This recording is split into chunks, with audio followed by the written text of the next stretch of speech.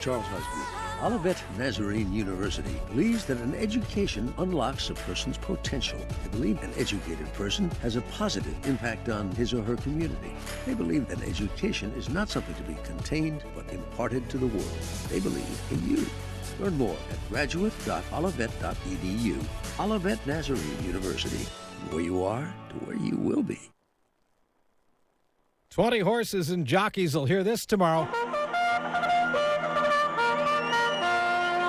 It's the 143rd Kentucky Derby. Classic Empire is the 4-1 favorite in a field that doesn't have any clear favorite. Patch is 30-1, but is drawing some attention. Earlier, because of an infection, the horse's left eye had to be removed. Trainer Todd Pletcher. Around the barn, he's a consummate pro, and on the racetrack, he's done everything right. Tomorrow, Patch will see the crowd as he breaks from the far outside. Then there's bugler Steve Buttleman, who was part of an event at Churchill Downs a couple days ago. I was going to go to the other side of the stage, and I didn't see this platform. He ruptured the quad tendon on his left leg, and he's hobbling around with a brace on. Buttleman's been a bugler at the track for 22 years. I love getting to share the Derby with people.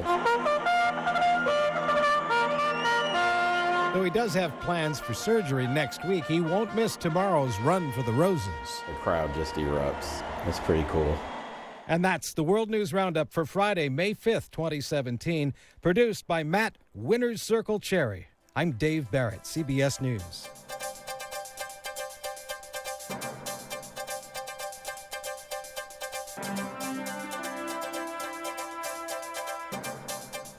Good afternoon, everyone. You're listening to AM 1080 KSCO Santa Cruz, AM 1340 KOMY, La Selva Beach, Watsonville. The time is now 4:09. We've got traffic and weather for you. We start off on Highway 1 northbound near Morrissey Boulevard. CHP is just reporting a traffic hazard. Let's see, this looks like a big bucket, a big blue bucket between the fast and middle lane. Again, that was just reported by CHP. Reported about 5 minutes ago, northbound Highway 17 near the summit. CHP reporting a traffic hazard. Looks like we have a trash can in the roadway, maybe even off to the right-hand shoulder. Be on the lookout there. 475-1080 with your traffic reports. Highway 17 from Campbell into Los Gatos, 10 miles per hour will be your top speed. Speeds will pick up, but then slow down again near the Glenwood area. Southbound Highway 17 is stop and go. Let's see if we can find a reason for that. Again, 475-1080 with your traffic report. Southbound 17 near Lark Avenue. Looks like we have a vehicle in distress. That's not what's slowing you guys down there, though. All right, I don't see anything listed for that area, but be on the lookout again. This is southbound 17 near Jarvis Road and Vine Hill Road. Southbound 17 in that area is stop and go. Also, stop and go traffic from here at Santa Cruz into Aptos, southbound Highway 1. Both directions of Highway 1 stop and go as you approach Carpenter Street near Carmel. Highway 68 eastbound from Boots Road to Corral de Tierra, 10 miles per hour will be your top speed. Highway 101 through Coyote Valley, Gilroy, and the San Juan Bautista exit, 10 miles per hour. If you're lucky, stop and go is more likely. Highway 129 closed between Chittenden and Rogie Lane. The recommended alternative route is San Juan Road. Your weather forecast for tonight, increasing clouds are expected. Lows should be around 48 degrees. Tomorrow, sunny. Highs will be around 63 degrees. And your boater's forecast for tonight includes a small craft advisory. Northwest winds 20 to 30 knots with occasional gusts of up to 40 knots. Wind waves 4 to 6 feet and west swells 6 to 8 feet at 10 seconds.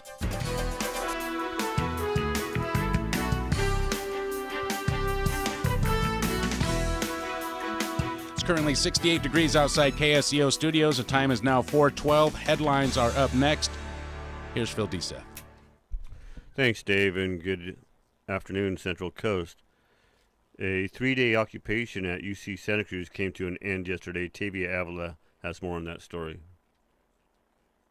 Members of the African Black Student Alliance organization took over Kerr Hall on Tuesday and released a list of demands. A spokesperson for UC Santa Cruz announced they reached an agreement with student protesters. Common ground was reached on housing issues, and there will be an effort to build upon current diversity education by providing an orientation that educates students on diversity competency. This is Tavia Avila for KSCO Radio News. Cinco de Mayo has become a deadly holiday due to drunk and drugged driving. Officers from the Salinas Police Department's DUI enforcement team will be deploying this weekend to stop and arrest alcohol and drug-impaired drivers. DUI saturation patrols will be starting today and continue until 3 a.m. on Sunday. High visibility enforcement using both DUI checkpoints and saturation patrols has proven to lower the number of persons killed and injured in alcohol or drug-related crashes. A Santa Cruz man was convicted of second-degree murder yesterday. A jury found 26-year-old Marquis Edwards guilty of second-degree murder for the death of Gwen Coy in a fatal crash during a high-speed pursuit in August of 2014. He was also found guilty of evading a peace officer causing death, evading a peace officer against traffic, and driving on a suspended license. And the Santa Cruz County Housing Advisory Commission held a meeting on Wednesday to hear a proposed hosted rentals ordinance. The proposal would limit Airbnb operators to 30 overnight rentals per year. Airbnb proponent and operator Ed Borowick spoke with KSCO about issues discussed at the meeting. This meeting took place to put a limit of the number of days an Airbnb host could have guests. My thoughts are there's some areas in Santa Cruz where there's a big impact on people coming in and taking parking places like around the beach and stuff like that. And I can see that there's problems there. People in the outskirts like myself in the Mount Herman and the Santa Cruz Mountains, we have enough parking or we jockey our cars around so it doesn't have an impact on any of the neighbors. Although the county already levies an 11% motel tax on Airbnbs, opponents are critical of parking and associated issues. The proposal would need to be approved by the Board of Supervisors to become law. And the O'Neill Sea Odyssey has provided more than 90,000 students with marine science experiences, and next year they expect to get to that special milestone of identifying their 100,000th ocean steward. Executive Director Dan Hafley spoke with KSCO about some of the educational tools they have. We have 3 learning stations on the boat. One is navigation, which is mathematics and directionality. One is marine ecology, which deals with the nearshore kelp forest habitat, as well as watersheds. And of course, the last one is marine science, which is plankton. Phytoplankton is the base of our food web, is the source of half of the world's oxygen that we breathe. For more information, people are encouraged to go online to oso100k.org. It's 4:15. Let's get back over to Dave Michaels. I'm Phil Deeseth for KSCO Radio.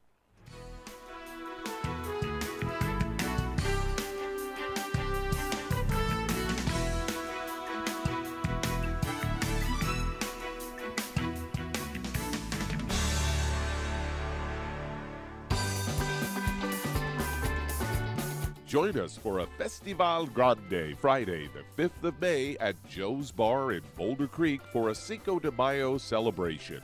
Enjoy handmade tamales for just $5. Dinner will be served at 5 p.m. with proceeds benefiting the Valley Churches United that has been serving the San Lorenzo Valley for decades. Remember, this Friday, 5 p.m. at Joe's for a Cinco de Mayo celebration. I am done with my mattress. That's right, I'm not spending another night on this old bag. My new mattress comes today, and this thing is out of here. Bye-bye, mattress. Yep, bye-bye mattress. So says you and about 1,000 other people every day. And that's a lot of old mattresses with no place to go. There's the landfill, of course, where they just take up space. But what a waste. Because you could send it to a mattress recycler, where old mattresses get broken down into steel, foam, wood, and fiber that become new steel, carpet padding, home insulation, garden mulch, biomass fuel, locomotive oil filters, and all kinds of other great stuff. So bye-bye mattress is right. But Don't toss it. Recycle it. It's easy, and it's free. To find a mattress recycler in your area, visit buybuymattress.com. Saturday evening, 8 till 9, it's a question of balance with me, Ruth Copland. I ask, is the truth necessary to a successful society? Fake news, the veracity of the media, disingenuous politicians, extreme advertising, tabloid magazines. The truth seems under assault. What would it be like if no one expected the truth in their everyday lives? Is the truth necessary to a successful society? Join me Saturday, 8 to 9 p.m. Decide what you think. Music, wonderful music at 1080 Santa Cruz.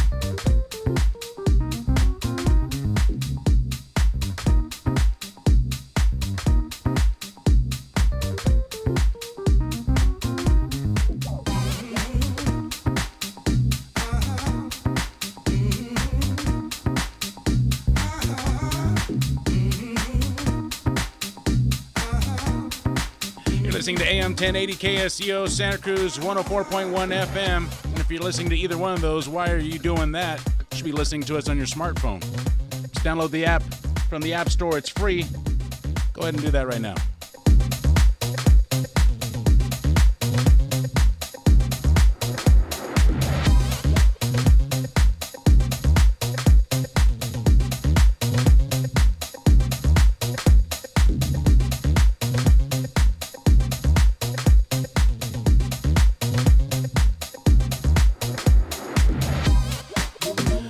5726 is a number to send in your text messages. DM at ksco.com. Be sure to follow us on Facebook and Twitter at Flight 1080. You can listen to previous shows at ksco.com and cbsradio.com. If you can't get on board, you're not trying hard enough. We let anybody on board. Anybody. We even let Wes on board today. I'm back. How you doing, Wes? I'm fine, buddy. How you doing? I'm doing well. Where's Ben? Ben is over there messing around with the Ben? stewardesses. You know him. Yeah. There he is. He's playing some hanky-panky. There we go. There. And we got our whole crew on board. 479-1080, that's the number to get on board. Ready to take your calls. How's your week so far?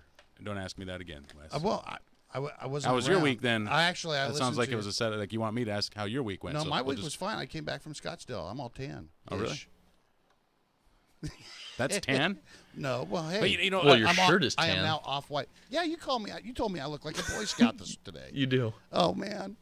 Wes took a picture of me with my new judge outfit. My new judge outfit, and the lighting in here is so bad, dude. Did you get your wig? Yeah, that's all you can see. You can't even see me because I'm so dark. All you see is a wig sitting there and a gavel floating around. Looks like a ghost. You see your teeth. You can see my teeth, yeah, and that's about it. The whites of your eyes. We'll get more to that because we have some cases here, some stories here that are worthy of judgment. But don't we also have some theme music, some judge? We do. Judge Lee theme music. Billy's working on that right now as we speak. This could be so cool. 479-1080. Should we do another traffic report? We're due for one. Let me see if anything new is happening out there. Highway 17 is still slow moving in the southbound direction near Vine Hill Road. Highway 1 in Santa Cruz, from Santa Cruz into Aptos, 10 miles per hour top speed. Stop and go traffic approaching Carpenter Street. That's in Carmel. Highway 17 southbound, slow moving as you head into Los Gatos. Speed's picking up, though, once you make it past Highway 9. 101, 5 to 10 miles per hour in Morgan Hill, Gilroy, and then again near the 156 exit. Highway 129 closed. Use San Juan Road as your alternative route. 475-1080 with your traffic reports. How you like that, Wes? I like that. That Pretty was smooth, pretty good. huh? That was pretty You smooth. sound professional. Let's see. UC Santa Cruz agrees to the demands of students who occupied Kerr Hall. Does anybody does anybody not know about this, or what, are you living under a rock? I was all the way in Arizona and Scottsdale, and I saw it on TV. Really? Oh, really? Yeah. On I think it was Tucker Carlson. Tucker Carlson. You're Yeah, one of those, that's I said, right. oh, there's my hometown. You know what? That actually, that's part of my theory that these are actually conservative students, because the only news network they would talk to was Fox News. That's not what conservatives wouldn't do something like that, though. Would What? they? Would they go and take over a hall like that? I would think they're just looking for publicity, wouldn't they be? Why wouldn't they? If they have conservative demands, they would. Well, I Okay, mean, but were those conservative demands, though? That's what I'm saying. I don't know. I mean, why weren't they? They want more housing. That's not usually but lower income housing and more. That's usually not a conservative issue, is it? Housing? Well, low income housing and affordable housing. That's usually not usually the conservative issue is, hey, if you can't afford it, then you move out, right? Isn't that usually the conservative hard ass line on housing? So conservatives are about unaffordable housing, or I don't know. Isn't that usually what they? Not about unaffordable housing. It's about, hey, if you can't afford to live here, then you move somewhere else. Isn't that usually the conservative view on that kind of stuff? I'm just saying they brought up some issues. I mean, their issues. I don't know if they really had any political bias one way or the other. They seem to be pro African and black students, right? So I don't know if that's liberal or conservative. I'm just saying the only news network they would talk to was Fox. You know, I wonder why they distrusted the Santa Cruz Sentinel. What was their beef with the Santa Cruz Sentinel? maybe They're they might have been on, conservatives. They don't like that liberal rag. Or they didn't trust him, thinking they might be on the side of the KSCO. No, not on KSCO, but of the college. Anyways, they were saying that all demands were met, but they weren't all met. 4 of them were. They were. See, they got UCSC to commit to extending up to 4 years of housing guarantee to all students from underrepresented communities who applied to and live in the Rosa Parks African American theme house. They also committed to converting the first floor lounge area back to housing from the community lounge space. They committed to painting the exterior of the African American house, Rosa Parks, to red, gold, and green, and committed to delivering a mandatory educational diversity orientation to all incoming freshmen. Red, gold, and green? You know, it is possible that you might be able to actually ask them to come over and give an interview. You could probably do red, that. gold, and black or something. Red, gold, and black. Yeah, that's what I heard. You know how I Red, heard gold, that? and green. In Arizona? That's what it says here. It must be a typo. I heard it on the KSCO app on my phone. Really? Yes, I did. You know, I was listening to Flight 1080 on my smartphone, and if you go there, you download the app for your smartphone, right? And you can actually pick what show you want to listen to, and pick which show you want to listen to. And all of our shows are all highlighted. They have all the show notes there, so you could pick which show you want. Like if you want like you could pick, Flight 1080 versus I don't know the Good Morning Monterey Bay. Sure. And then you could pick which day of the week to. Yeah, you could do that, and it looks like. Does that mean that we have our promo ready? Yeah, almost. I'm dropping it into the computer right now. What was interesting, because when I was back there and listening, was what kind of was interesting was one of the callers that was doing construction out at the college, and he was talking about laying carpet and the reasons why they don't pull up the carpet. Oh yeah, that kind of made me. Ooh, that's kind of scary. I was like, ooh. We at least got 8 layers of carpet, though. Yeah, we had a couple callers that were talking about the less than, shall we say, less than ideal standards of the buildings up at UCSC. Yeah, but can you imagine having all those layers of carpet? It would be nice and soft. Eventually, though, you wouldn't be able to. Your head would be about a foot from the ceiling. Yeah, eventually you'd be. Getting across the threshold at the door might be a little tough. Back to news. Is this really news? Mosquitoes are making a comeback right now because of all the rain. Is that really news? Does anybody by now not know? Wet winter. Well, we all know this, right? I mean, I don't have to tell our listeners. We have some of the smartest listeners on the planet. And they're very smart. I'm sure that they are aware and prepared for the coming mosquito epidemic that's gonna eat us all alive this summer. Yes. But it's good to remind them, The Monterey County Mosquito Abatement District not only tries to keep the population down, but uses CO2 traps to detect viruses. There are 4 stages of larvae, and at that point, the very last state, which is the pupae stage, pupae? pupae stage, and from there the adult will emerge. There are natural ways to contain the population or to control the population. One of them is being the mosquito fish. One of the services they offer, that is the Monterey County abatement program, is mosquito fish. That word pupae? Pupae. I think it's pronounced puppy. You know, it's the puppy phase of the mosquito, and then they grow up to be an adult mosquito. There's nothing cute about a mosquito. It's not puppy, dude. It's pupae. How's it spelled? Puppy. Yeah, puppy. No, it's not puppy. Pupae. Pupae.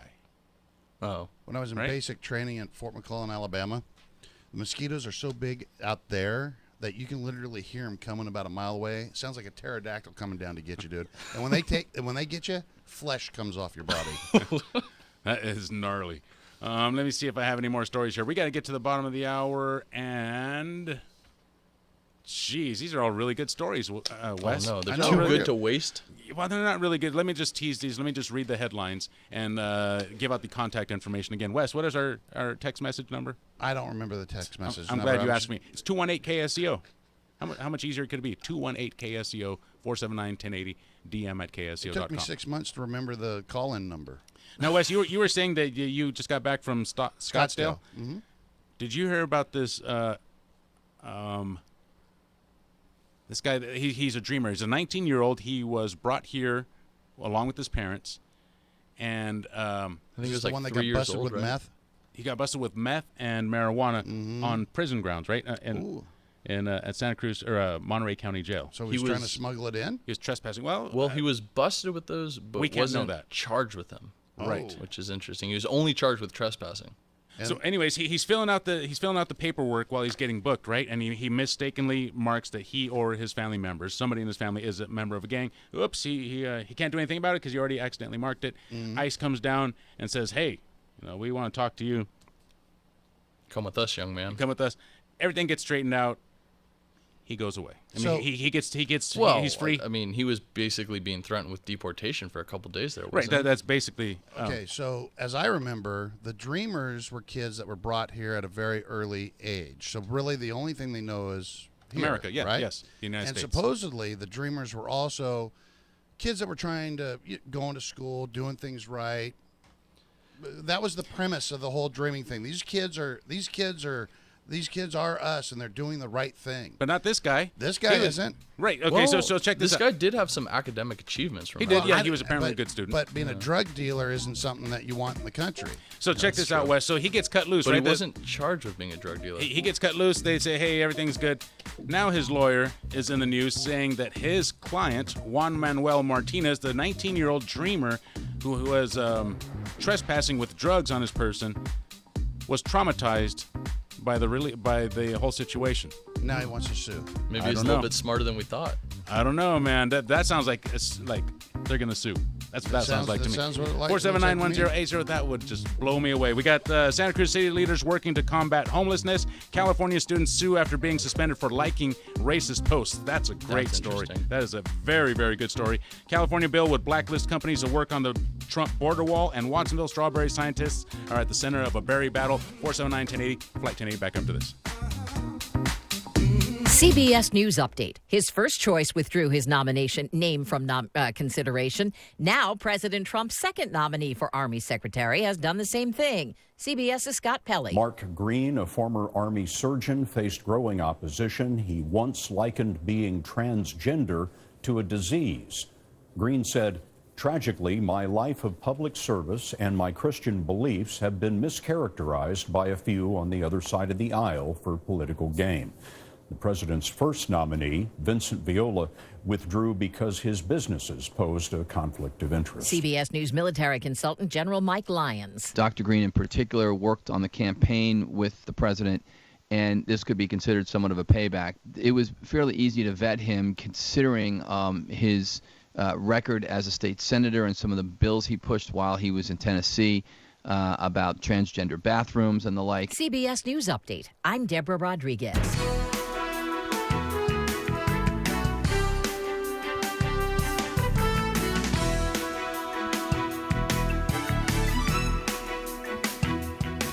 You're listening to AM 1080 KSCO Santa Cruz. It's 4:32. Time for local headlines. Here's Phil D. Seth.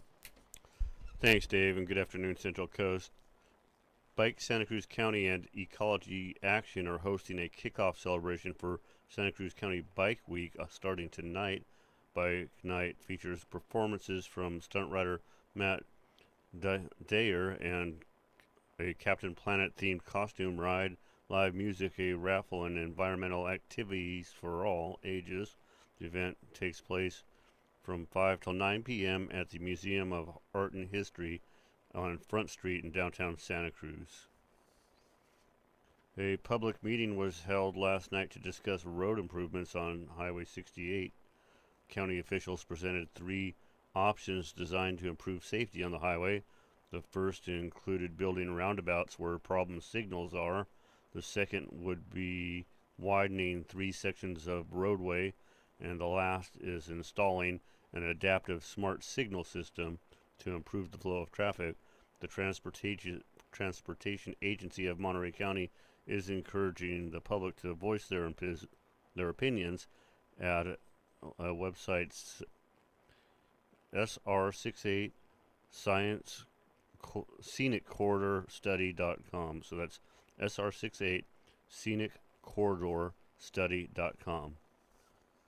And the City of Carmel has launched a program to promote tourism. According to a report by the City Council, a marketing effort is underway. The effort is targeting tourism in the off-season and has manifested in a website. For more information, visit carmelcalifornia.com. It's 4:34. Time to get back to Flight 1080. I'm Phil Deseth for KSCO Radio.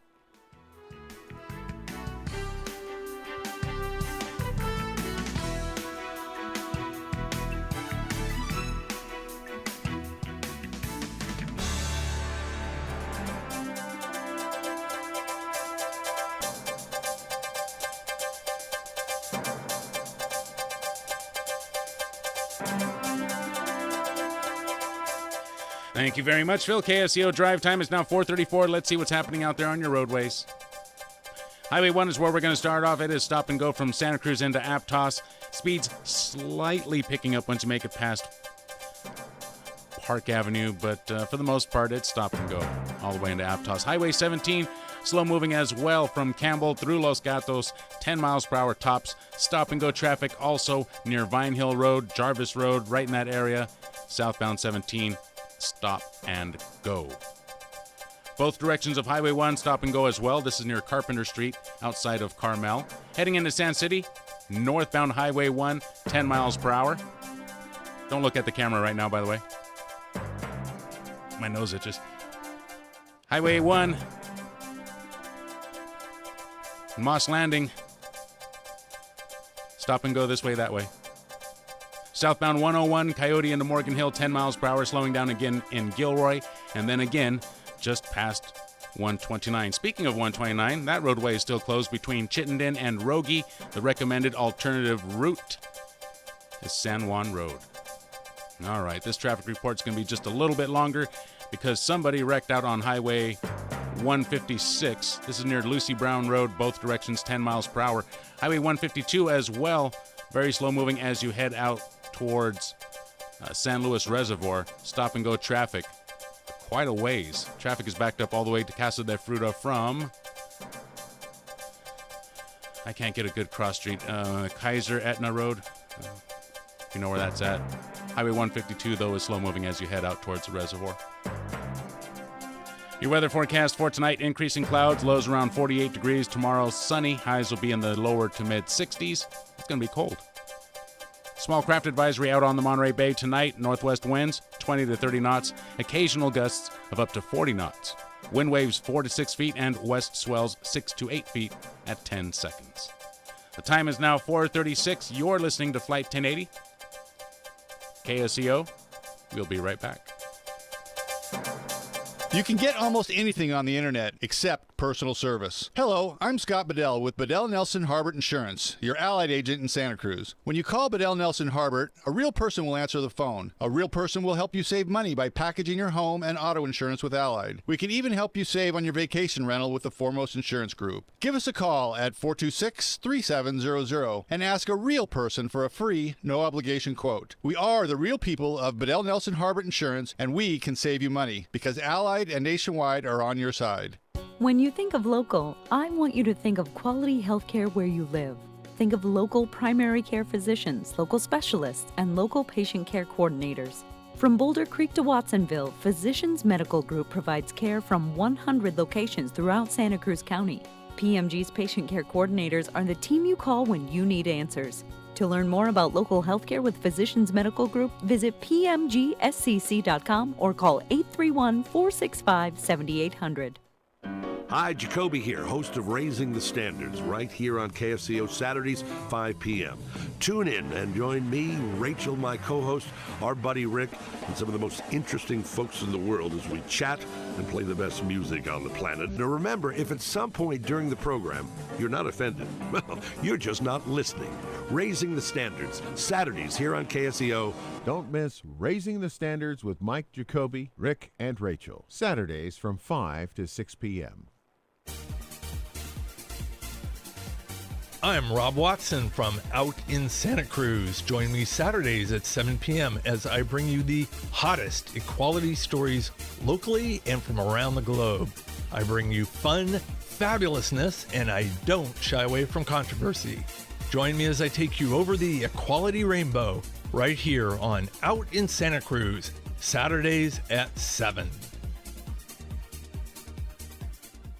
You're listening to KSCO, serving Scotts Valley, Gonzales, and New Hydra.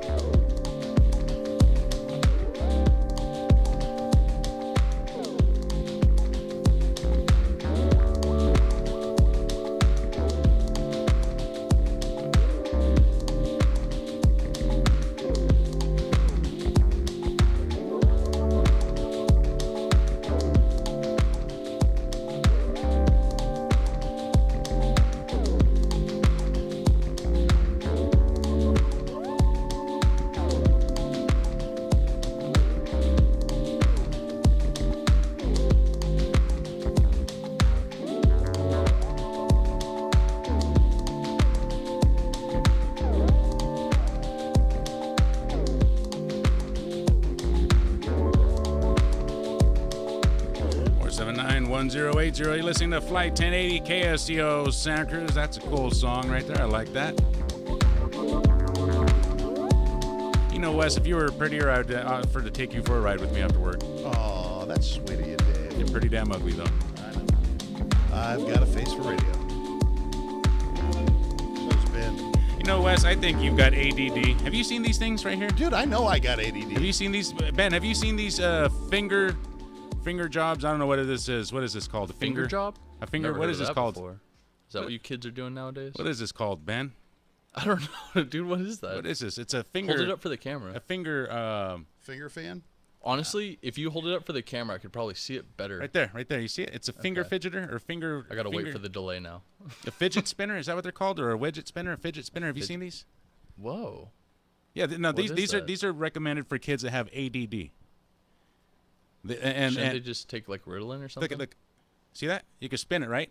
Uh-huh. And I can also spin it from. These are little bearings in here that obviously don't work right. Not working right.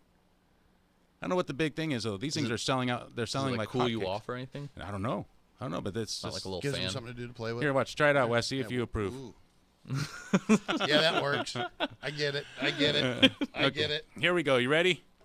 The family of I want a Juan, toy now. The family of Juan Manuel Martinez, the Salinas dreamer detained by federal authorities, is speaking out about his release. This is from KION 546, by the way. An immigration judge ruled the 19-year-old should be released from ICE custody after a bond hearing on Wednesday. His family said they picked him up. He was immediately different. Oh, when they picked him up, he was immediately different. Wow. When Manuel got home, it was clear that this was not the Manuel. Oh, give me a break. They He was swapped sober. They swapped him out. It was clear that this was not the Juan Manuel that everyone had. I mean, this is not like a puppy, right, that you accidentally lose. You go, oh, I got to find another puppy. This is it's the same guy. It's a 19-year-old kid. Juan Manuel that everyone had known, this was not the same guy. His lawyer says the damage to his spirit is evident and deep. Juan Manuel has been violated. He is traumatized, and he is in no condition to answer questions from anyone. Martinez was originally arrested March 2nd by Monterey County Sheriff's deputies after they found marijuana and meth in his car while on jail property. Well, that's a little bit different. It's not like he had it in his pocket and he was trying to sneak it into jail then. That is a lot different. Yeah, that is a lot different. Because we assumed that he had the marijuana and the meth on his person, that he was actually trying to like. Does that make it any different, Wes? No, it doesn't make it any different. I mean, he wasn't trying to smuggle it in. It wasn't okay, but he wasn't trying to smuggle it into jail. I think that's probably part of the reason why they didn't charge him with the marijuana and that's the meth. fair. Because I like that. Can you even really prove that it's his meth? Well, it's in his car. I mean, if it's the way it works for me always is if you have something in your car, guess what, buddy? It's yours. I go back to what we were being sold as what the Dreamer Act was for. What was it was for kids that have been brought here early in life that were achieving, going forward, good citizens, all that. Well, and he did have some of that. I mean, yeah, he did. He's a good student. Yeah, he was a good student. He On had meth? some sort of achievements. Well, I mean, when somebody does kids that, on ADHD take Ritalin. That's an amphetamine. I'm sure the meth probably helps yeah, I mean, a little bit with this. It's not like studies. He has no chance. I don't have any. Well, idea. people. Yeah. Wait, I mean, I've heard of like big bankers. They smoke meth all day because it helps them get their work done. Really? Oh yeah. It's okay. So there you go. Martinez, who was originally arrested, we already read that part. That he was smoking meth for school, but his attorney said he was able to settle on a charge of trespassing, which should have no effect on his DACA status. That's the what is Dream it? Act. The Dream Act. Yeah, it stands for something deferred, something. I don't know. That's where the nightmare begins.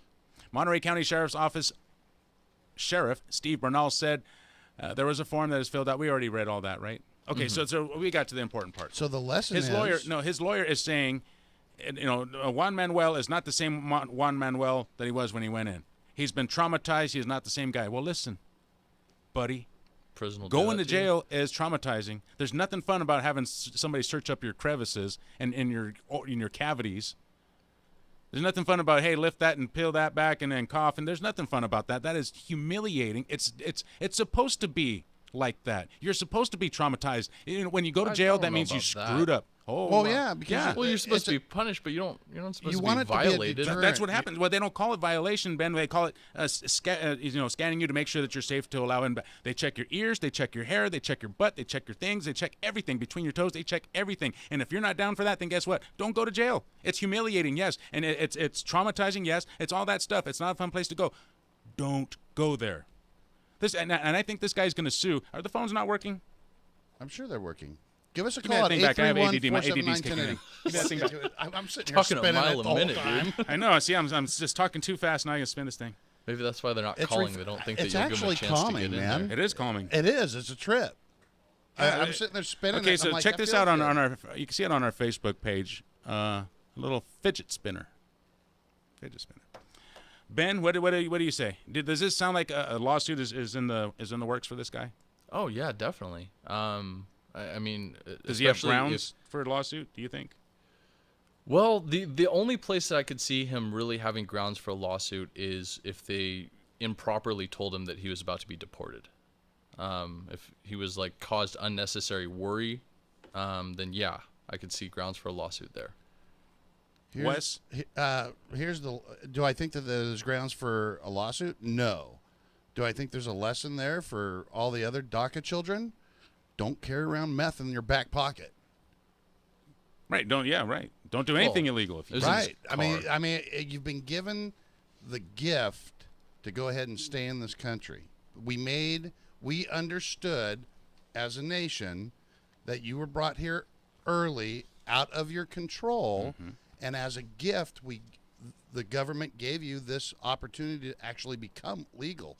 Don't squander that away. I like that. Well, Ben, I think we all had our say. What? Nothing. How you doing, buddy? I'm good. Okay, so I guess there you go. He has, if it's up to me, and I say it sounds like there's a lawsuit on its way, and I say you have no case, dude. Get out of here. Get out of here. You kidding me? If we give you money and we say, oh yeah, you were traumatized by going to jail, then we have to give everybody the same. No. You don't want to be traumatized? Don't go to jail. 218-5726-479-1080. Well, I mean, aren't people entitled to proper deportation methods? Everyone who goes to jail, they should say, hey, you know what? We're shipping you back to Mexico tomorrow. Well, no, that's only people who are here, immigrants, either legally or illegally. They commit you crimes. they wouldn't say that to you or Phil or me or Wes because we're citizens. I mean, that's not something they could say. But isn't he? I mean, No, he's not. He's not. He's Until here. he starts filing and going through the process to become legal. He's But a it guest, gives- right? he's- Isn't he's that still- is it right? Are they not guests, dreamers? well, he's protected under the Dreamer Act, isn't He's he? protected Right, but from- he's not a from citizen. deportation, but he's So not a citizen. for other individuals who are protected from deportation, should they be threatened with deportation when they go to jail? You can't. No, that would be ridiculous. I know. That's that'd why be I'm like saying, and after this, we're that's going what to I'm feed you to the saying. dragons. What they did to him was wrong. They messed up. So that's where the grounds for the lawsuit is. No, I think he messed up. He's No, the one that messed up. marked. He's the one that marked had the meth paper. in the back pocket. Right? Well, no, because that's not what I'm talking about. I'm talking about where they said you're going to be deported. Right. Okay. Even though he wasn't supposed to be deported. Yeah, and what they ultimately because I'm saying he had there's a an- mistake on their part, and that's the grounds for No, the the lawsuit. only mistake was that he had meth in his back pocket, which is an illegal. It wasn't in his pocket, substance. it was in the car. or in the car, wherever he had it in his possession. I don't even know if that was a mistake. He could have done that intentionally. I'm saying that they Right, I definitely made a mistake. I get what you're saying. So yeah, I mean, when No. Well, I don't know. I when mean, your government agencies without make mistakes like that, without either one of you us can knowing sue the them. laws, I mean, it could be perfectly legal to say, hey, if even for that, you can be deported. Right. And if You're it for is, then trespassing. Yeah, maybe. I don't know. Do Not you know that it's that it is? trespassing. I mean, since he I don't only know. got no, I wouldn't because trespassing that's a little Right. minor. But I mean, ultimately, he did have the meth. But he wasn't He wasn't charged charged with but it, so he's- you can't. But he needs to look at it like he's getting a second chance. You can't do Sorry. that, Wes. Why? Give me back my wig. You can't be a judge. Give me. I didn't have your wig. Oh The boy. wig's over there. The You can't two do that, bald Wes. guys No, are fighting over the if you wig can't. people. This is what judges do, Wes. We forget and we discount and we totally ignore charges that have not been brought up because we can't use that. That is no good. So Right. forget the meth, forget the pot. That does not come into the Well, no, into the they equation. shouldn't get deported for trespassing if that's Okay. what they got charged for. No. No, okay, so even I said that, but Ben's point is that the government should have never said, "Hey, we're going to come over here and deport you," as kind of mean-spirited and kind of just scaring the crap out of them. Well, right? it was incorrect. It was incorrect. He shouldn't have been deported, and they said he was going to be deported. All right, 479-1080. Why do they even I put mean, the if there's drugs in the story if well, because when he was busted, he had meth and pot in his car. Right, and I think it was pleaded down so this way he wouldn't have to deal with this situation. Oh, it was pleaded down. Okay. Gotcha. Yeah, because he did plead no contest to the trespassing charge. Which is just like pleading guilty. You feel a little more. You feel like it's a little easier to concentrate with that thing in your hand. I do like that. It's like really kind of cool. Yeah, I bought those online. They're selling out like hotcakes. I mean, I went to 3 different stores around town and I could not find them at all. Kids love them. They're only like $5, $3 if you buy them online. I might have to buy this one off you. 479-1080. Let's head out to the phone lines. It is Don and Carmel, line 1. You're in the air. Hey, how you doing today? Good, Don. What's up? Hey, I'm just hearing this talk about the jail and that, and I mean that jail is not the best place in the world. No, it's as it terrible. is. I mean, That place is how many horrible. lawsuits do they have right now? What was that? How many people are suing that jail right now? I don't know. That's a good question. And I can tell you right now. Okay. I for sure my family is. All right. A year and a half ago, my wife died in that jail. You know what, Don? You know what? You might not want to talk about that on the air because if you got a lawsuit going on, you could be. You don't want. Yeah. Yeah. You might want to be careful. I'm going to pot you back up, Don. I just potted you down to kind of protect you, but just be careful of that. All right? Yeah. Whatever I say is just a matter of public record. Okay. I mean, I won't say nothing that ain't public record. Okay. There you go, Don. I mean, basically, my wife sat in that jail all night. All right, and it took. Let me see. She collapsed in the jail. She was laying in her own feces. It took, let me see, they discovered her in the morning. They text the doctor. Wow. It took them over an hour to reach back to the nurse to send her to the hospital, which was, how far is the Tividair from the jail? Oh, it's not that far. Yeah. So basically, by the time the ambulance picked her up, she was basically dead because it took over an hour for them to text a doctor. Boy, and dude. for him to answer back. I'm sorry about that, man. Could That's not awful. the nurse make the decision herself to call him? And you know what really pisses me off? All right, we're gonna sue these people and we're gonna win. I have no problem with that. But what really pisses me off is nobody ever got even a reprimand for this. Not the nurse who let my wife sit there in her incontinence, laying there for over an hour without giving her proper medical care. Not the doctor who took an hour to answer a text. You know what I'm saying? I mean, that's just disgusting. My wife should never have been dead. Never. You know what, Don? I'm going to let you go. Thank you for your call, 479-1080. And I kind of don't want to mix issues because then I'll maybe sound like a total hypocrite if I did, and I'll say that right now. But I'm with you. Boy, dude, how many times have I said, Ben, how angry I get about the mistreatment of inmates in jail? Right? And because nobody cares, because you shouldn't be in there, right? Just like I was saying. If you don't want to go to jail, don't go there. Big deal. Don't come crying crocodile tears to me, right? But there's a threshold. There's a limit that should not be crossed. And, man, and when it comes down to an abuse like that, nobody cares about prisoners. They just don't. And it just drives me nuts, man. It drives me crazy. There's a difference between I hear what you're saying, but there's also responsibility to understand when somebody's medically in distress and call 911. Sure, yeah. I don't need to sit there and call a doctor to be able to sit there and see that somebody needs 911. Texting a doctor, that's the ridiculous. hell text a doctor in an emergency? To get the okay to... Yeah, that's... Jeez, I don't know, dude. I don't know. That doesn't... I can't believe it. Yeah, I would say Don is probably going to win. 479-1080. Unbelievable, this deal they have at Mountain Mike's. $5 off any large pizza. Wes, you just name it. You pick it out. Tell them I heard it on KSEO that you give me $5 off. They give you $5 off. You're done. Everybody's happy. So I get $5 off my Billy Sunshine. It's a win-win situation. 477-7760. That's their phone number. 477-7760. They're at 3715 Portola Drive in Santa Cruz. $5 off any large pizza. Just tell them you heard it on KSCO. All right, let's get out to the phone lines and see who's up next. Philip calling from Santa Cruz. You're in the air. Dave, you're right about one thing. If you don't like being embarrassed and humiliated, don't go to jail. Oh, you got that right. Anyway, Judge Dave. Yes. A few years ago, some of your brethren called the Supreme Court ruled that law enforcement officers have the right to lie to you. If they lied to that kid about being deported, there's nothing you can do. I don't know. I will have to refer this to a later date. You have to Thank research. You. Yeah. Thank you for the call, Phil. We'll set another court date for that, Ben. Put that on the calendar for June 14th, 10 a.m. Philip, you will appear here at the court, 10 a.m., June 14th. We'll see you then. Nick in Royal Oaks, you're in the air. Well, what do you want to hear about the meth of my prison? The underwear 5 times too big. The floors, when they brought the water in to scrub it, was so black. My room actually cleaned up from it. I mean, these guys with meth are like right on their front seat, huh? Something like that. God, that's asking for help, really. I mean, I've been too agitated to my better kindness offered to me with this poor minute. So make amends with that. But you know what I've been seeing lately? These gals have been just coming out with their glass pipes, and I'm saying, gals, clean them at least.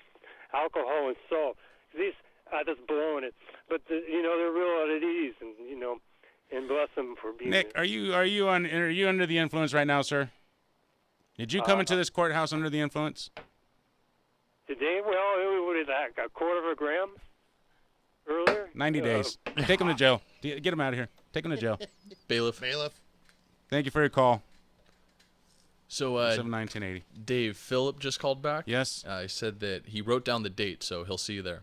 He'll bring the coffee. All right. I hope you remember. Sounds it. good.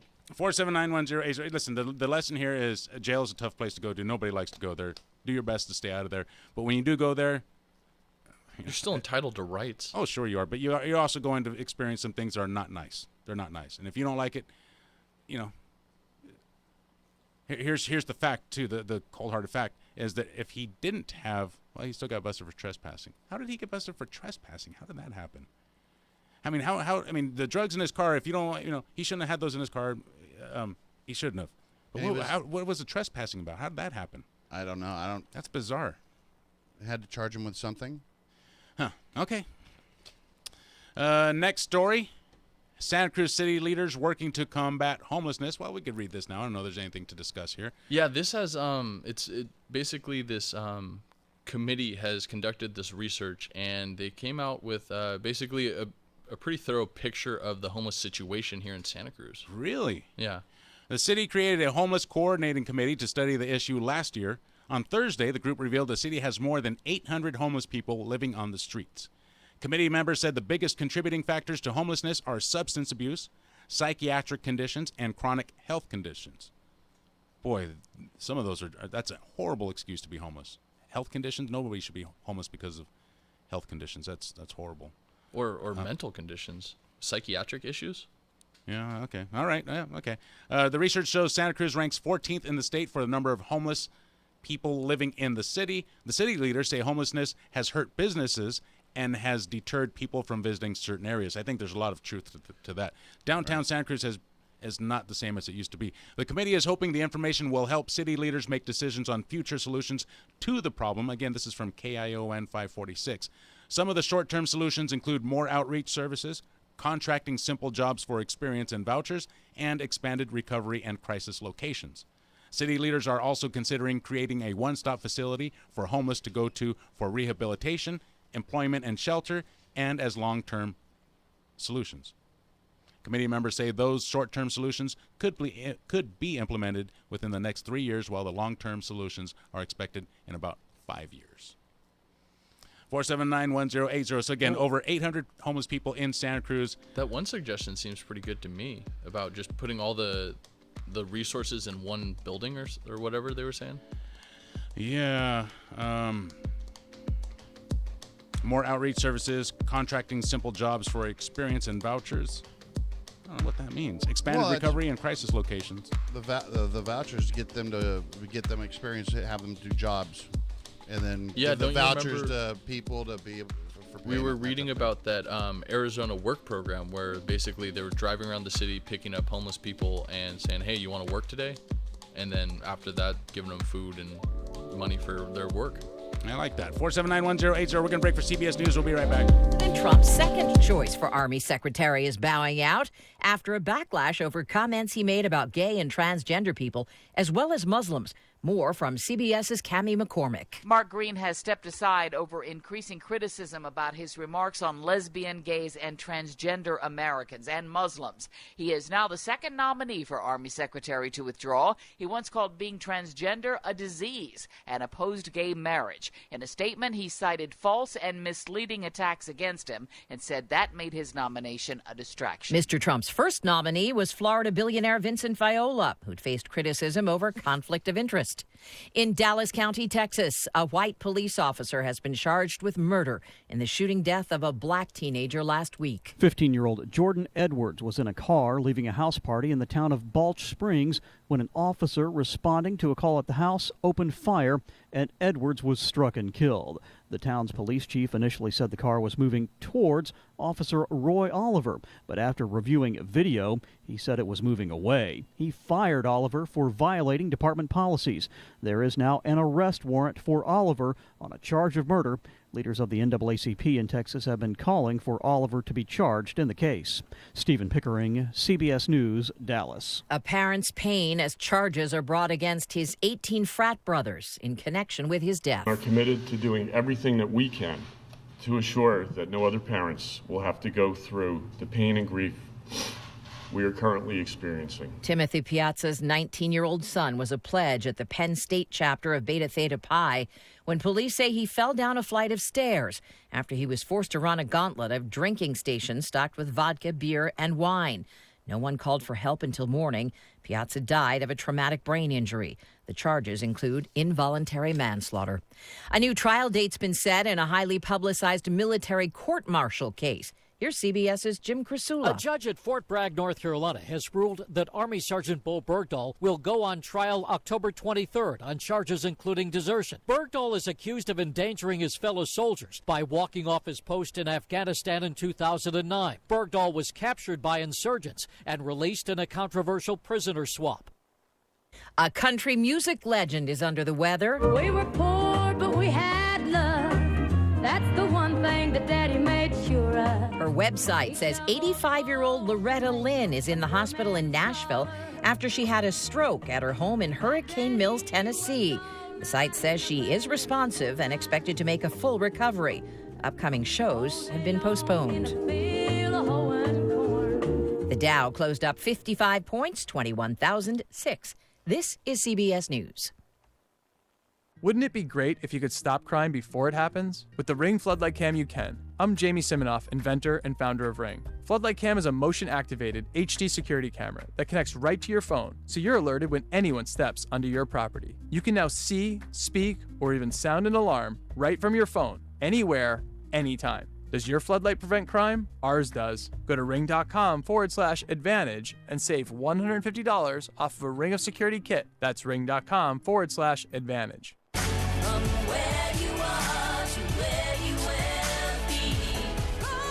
This is Charles Husband. Olivet Nazarene University believes that an education unlocks a person's potential. They believe an educated person has a positive impact on his or her community. They believe that education is not something to be contained, but imparted to the world. They believe in you. Learn more at graduate.olivet.edu. Olivet Nazarene University. Where you are to where you will be. There's a new color from Crayola. The question is, what to call it? Goodbye Dandelion, hello Yin Min Blue. Crayola's new crayon color. Based on a blue pigment discovered in 2009, scientists at Oregon State University accidentally stumbling upon this blue hue while experimenting with materials used in electronics. Quick Google search does show the color to be brilliant. Think Blue Man Group. And Crayola is leaving it up to you to come up with a name for the new color. It'll make its debut later this year. Jim Taylor, CBS News. You can tell everybody. In 1972, Elton John played the launch party for West Hollywood's Rainbow Bar and Grill. Years later, John Belushi ate his last meal there before he overdosed. The man who ran the place, along with another Sunset Strip landmark, Whiskey A Go-Go, has died. Mario Magliari was 93. Deborah Rodriguez, CBS News. Wouldn't it be great if you could stop crime before it happens? With the Ring Floodlight Cam, you can. I'm Jamie Siminoff, inventor and founder of Ring. Floodlight Cam is a motion-activated HD security camera that connects right to your phone, so you're alerted when anyone steps onto your property. You can now see, speak, or even sound an alarm right from your phone, anywhere, anytime. Does your floodlight prevent crime? Ours does. Go to ring.com/advantage and save $150 off of a Ring of Security kit. That's ring.com/advantage.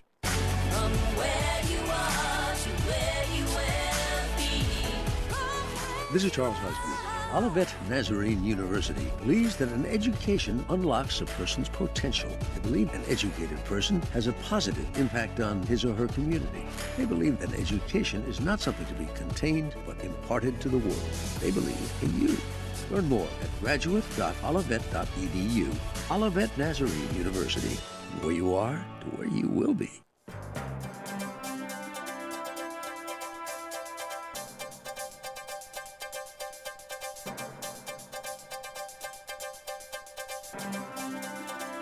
Good afternoon, everyone. You're listening to AM 1080 KSCO, Santa Cruz, AM 1340 KOMY, La Selva Beach, Watsonville. The time is now 5:06, and we've got traffic and weather for you.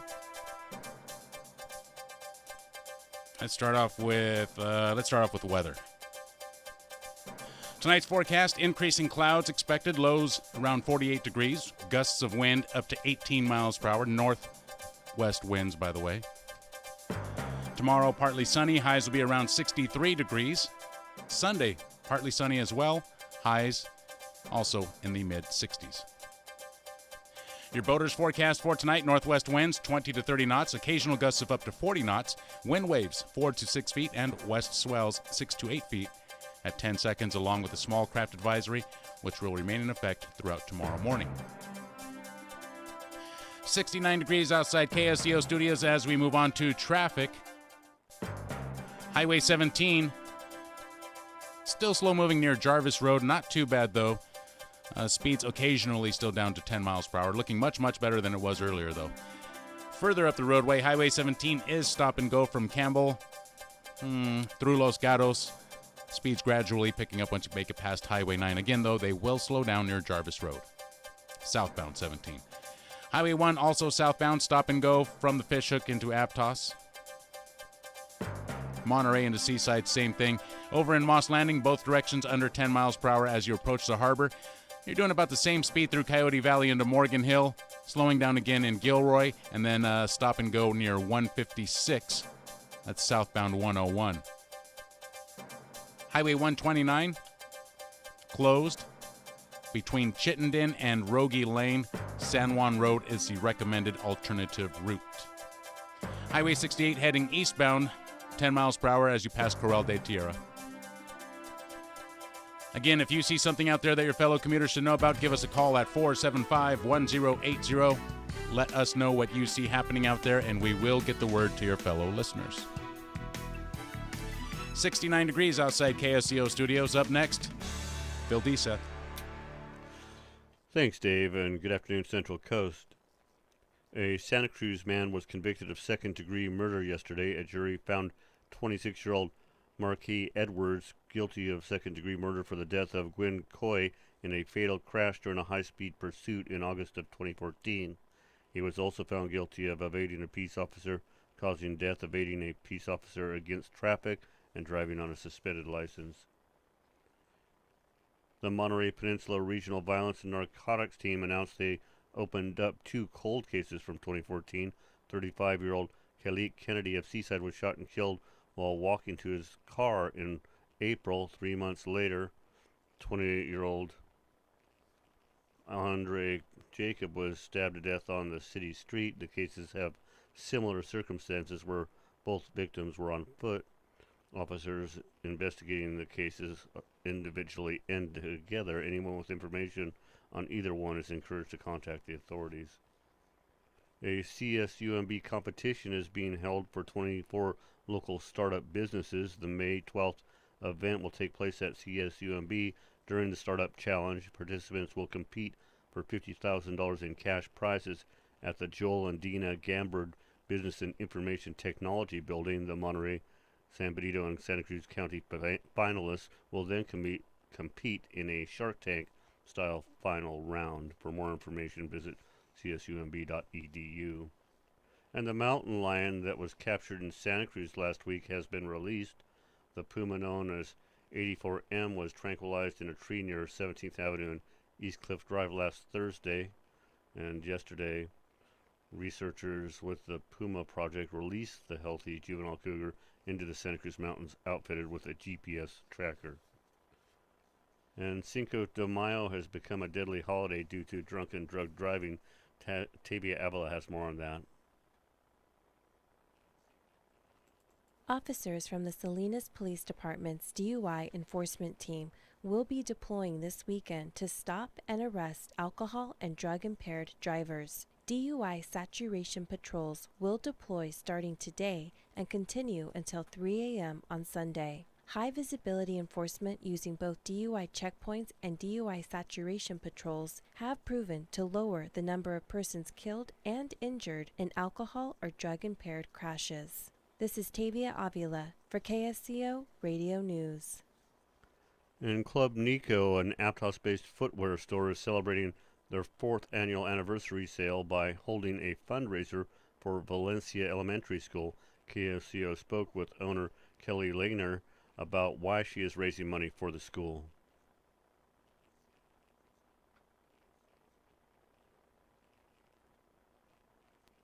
This winter, the roads were damaged going to Valencia School, so the school had to close down and relocate to 3 different campuses, making it really difficult for the students, teachers, and families. The school's being split onto 3 different campuses. Their resources are limited, so we're trying to raise money to help them so the kids have all the support that they need while at school.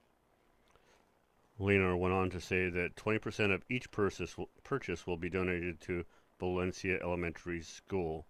The Club Nico is open from 10 a.m. till 5 p.m. and located at 783 Rio Del Mar Boulevard, Suite 33 in Aptos.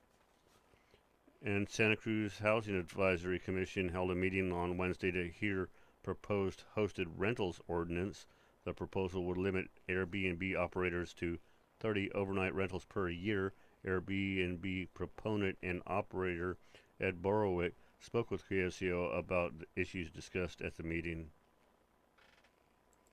This meeting took place to put a limit of the number of days an Airbnb host could have guests. My thoughts are there's some areas in Santa Cruz where there's a big impact on people coming in and taking parking places like around the beach and stuff like that. And I can see that there's problems there.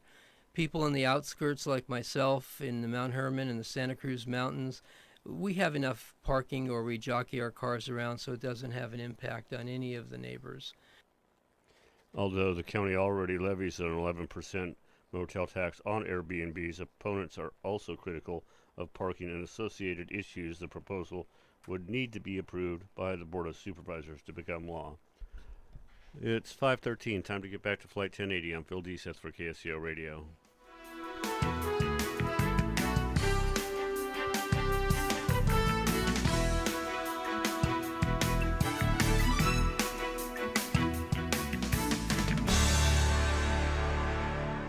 For the last 60 years, Coast Paper and Supply has been serving locals and businesses for all their cleaning and paper supply needs. With an 1,800 square foot showroom and nearly 5,000 products, you'll find everything you're looking for in the way of janitorial supplies, retail and industrial packaging, and disposable food service products for business or home. Not to mention their huge selection of boxes and shipping supplies. Their family-owned and operated business is located at 151 Josephine on River Street in Santa Cruz. Call 831-423-3350 or visit coastpapersupplyinc.com, a proud member of Think Local First. Well, I finally did it.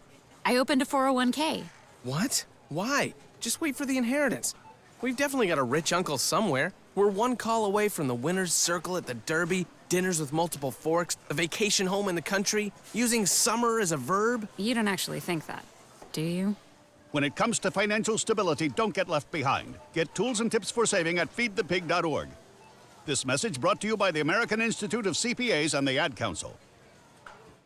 Ed Robertson inviting you to join us for the next edition of TV Confidential, Sunday morning from 6 a.m. to 8 a.m. here on KSCO AM 1080 in Santa Cruz. We will play part 2 of our conversation with Mark DeWidziak, author of Everything I Need to Know I Learned in the Twilight Zone. Plus, we'll welcome back longtime television director Ralph Sinensky. It's TV Confidential every Sunday morning from 6 a.m. to 8 a.m. on AM 1080 KSCO. Listen and be heard.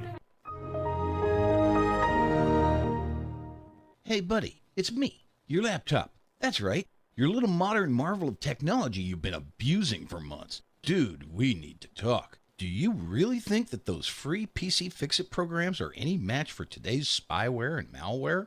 Not to mention the NSA and some of those websites you've been visiting. Now, I'm not here to judge, I'm just saying. You need to take me to Peter and the friendly staff at User Friendly Computing to get me back into tip-top shape. Tired of unfriendly computer support, slow computer, viruses, spyware? No problem. Call the friendly computer experts at User Friendly Computing. We take care of all your PC, Macintosh, and laptop needs. Mention KSCO and get a free $50 diagnostic. Visit us today at 505 River Street on the way to downtown Santa Cruz, across from Gateway Plaza. We give you a choice. Drop your computer by the shop, or we'll come to you. Call us today at 423-9653. User Friendly Computing. I'm Paul George of the Indiana Pacers. When I was 6, my days were spent playing basketball. When I was 6, my dream was to make it to the NBA. When I was 6, my mom had a stroke. So I want you to learn to spot a stroke fast. F-A-S-T. F, face drooping. A, arm weakness. S, speech difficulty. T, time to call 911. I'm Paul George. Spot a stroke fast. Visit strokeassociation.org. Brought to you by the American Stroke Association and the Ad Council. It's always open house at the Mike Young Real Estate Hour, and you are always invited to walk right in and join the discussion. Hello, I am Mike Young, and I love talking real estate with all the experts and with you.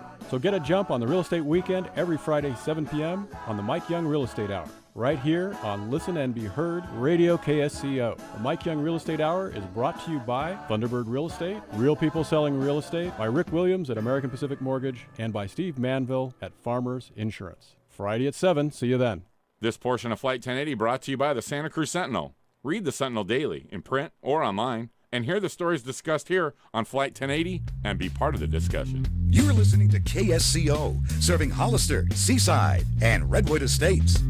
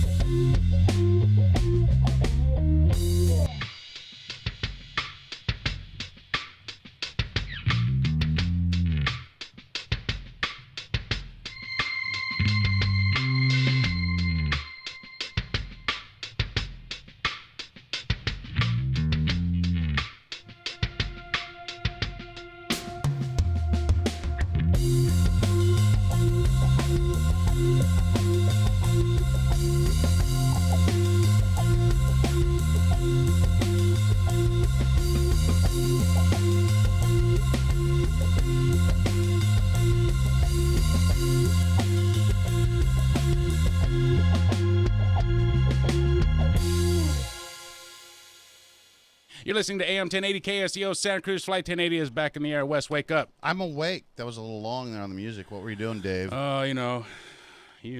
I know. 479-1080, 218-5726 with our text messages. Let's see if anybody has texted us. Well, we're getting a lot of them. Can Wes give that speech about squandering in Spanish or Vietnamese or Navajo? I don't know what that's about. No, I can't. From Robert in Boulder Creek. So you're saying that when someone gets arrested and the cop tells them they're going to get locked up for 30 years, that's abuse? That's pretty funny, your judge thing you got going, Dave. I give you permission to use my favorite line, case closed, use it wisely. That's my line. What he's talking about. Sounds like he's bordering on troublemaking there. It looks like it.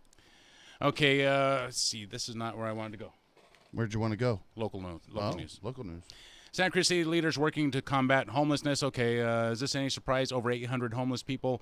The reason, or the most prominent reasons for the homelessness, substance abuse, psychiatric conditions, chronic health conditions, and I guess that's it. Substance abuse, psychiatric conditions, chronic health conditions. Well, we know that a lot of people with the psychiatric problems end up in the jails, and they cycle them back and forth, which is wrong. That's not how you deal with that issue. Mm-hmm. Okay, let's get to this story right here, and let's see. Okay. A California school district suspended a high school student after racist images that included nooses drawn around the necks of a black student and coach appeared on his social media site. You got that, Wes? Yeah, I got it. California. So we have a high school student that on his social media had images of a coach and a black student, and they had nooses around their neck. Okay. A federal lawsuit says the district went too far when it also disciplined students who indicated they liked the post on Instagram. The suit, filed Monday in San Francisco on behalf of 4 students, accuses the Albany Unified School District of violating the students' free speech rights. Superintendent Valerie Williams said in a statement that the district is reviewing the lawsuit. Legal experts say the lawsuit will present federal courts with another opportunity to decide how strictly schools can regulate student speech. And it raises a thorny question about whether likes on social media should be treated similarly to the original posts. Well, that's a So let me recap this for Chris, who just walked in. He walked in kind of late. So there is a lawsuit going on. We have 4 students who are suing the school. We have 4 students that are suing the school after they were suspended for liking a post.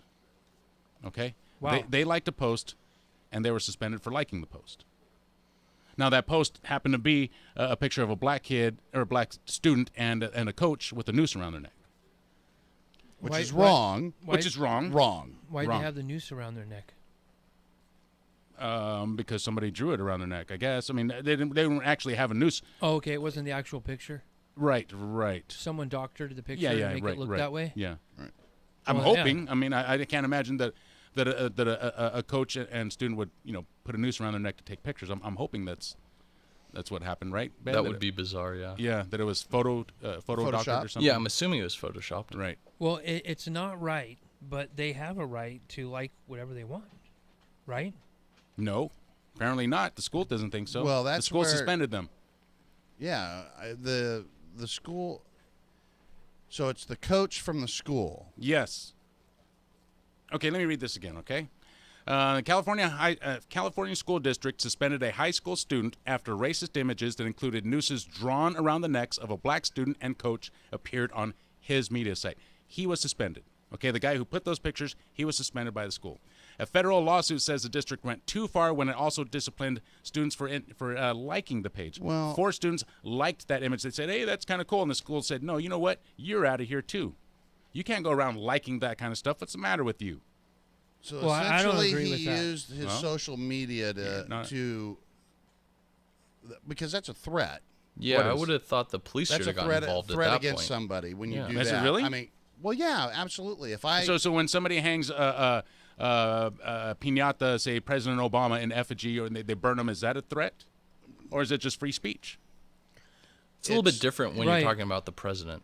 What if you put Well, like is one it? of I mean, those? so- Yeah, because he's a public figure. Okay, well, okay. What if you put a picture of like a? Is it a threat, though, Like still? what is that? An Israeli cap on a Muslim dude's head? You know, like. Oh. Is it an offensive thing, or are if you trying to say no, you're trying no, to no. kill someone? That's what I'm They're- trying to get to. The coach is an employee of the school, correct? I'm assuming. I don't Right. Okay.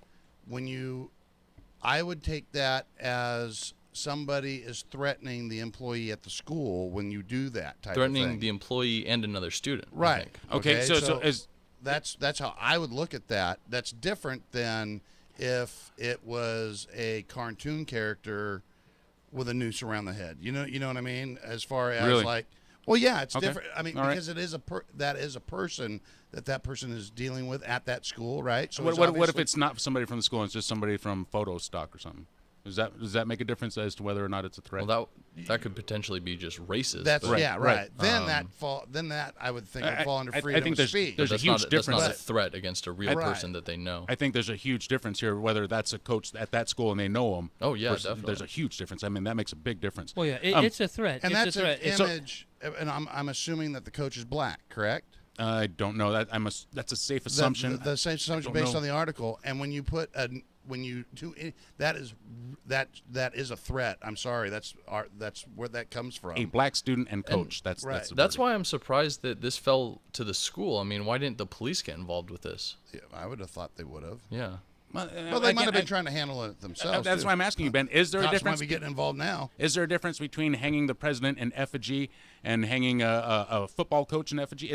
Say you wanted to hang Colin Kaepernick in effigy. Well, is that a I threat? think if you take a picture of Donald Trump and draw a noose around his neck and post that on your social media, that would be a you'll threat. Probably get investigated. You think so? Because I think there's stuff like that already up there. If people see that, you're gonna go onto a list. Have you seen somewhere. anything like that, Chris? I don't know that I've seen, but it wouldn't surprise me. I've heard like people saying they want to burn the White House down, like Madonna. You know, Right. telling people to do that. Why isn't she getting locked up?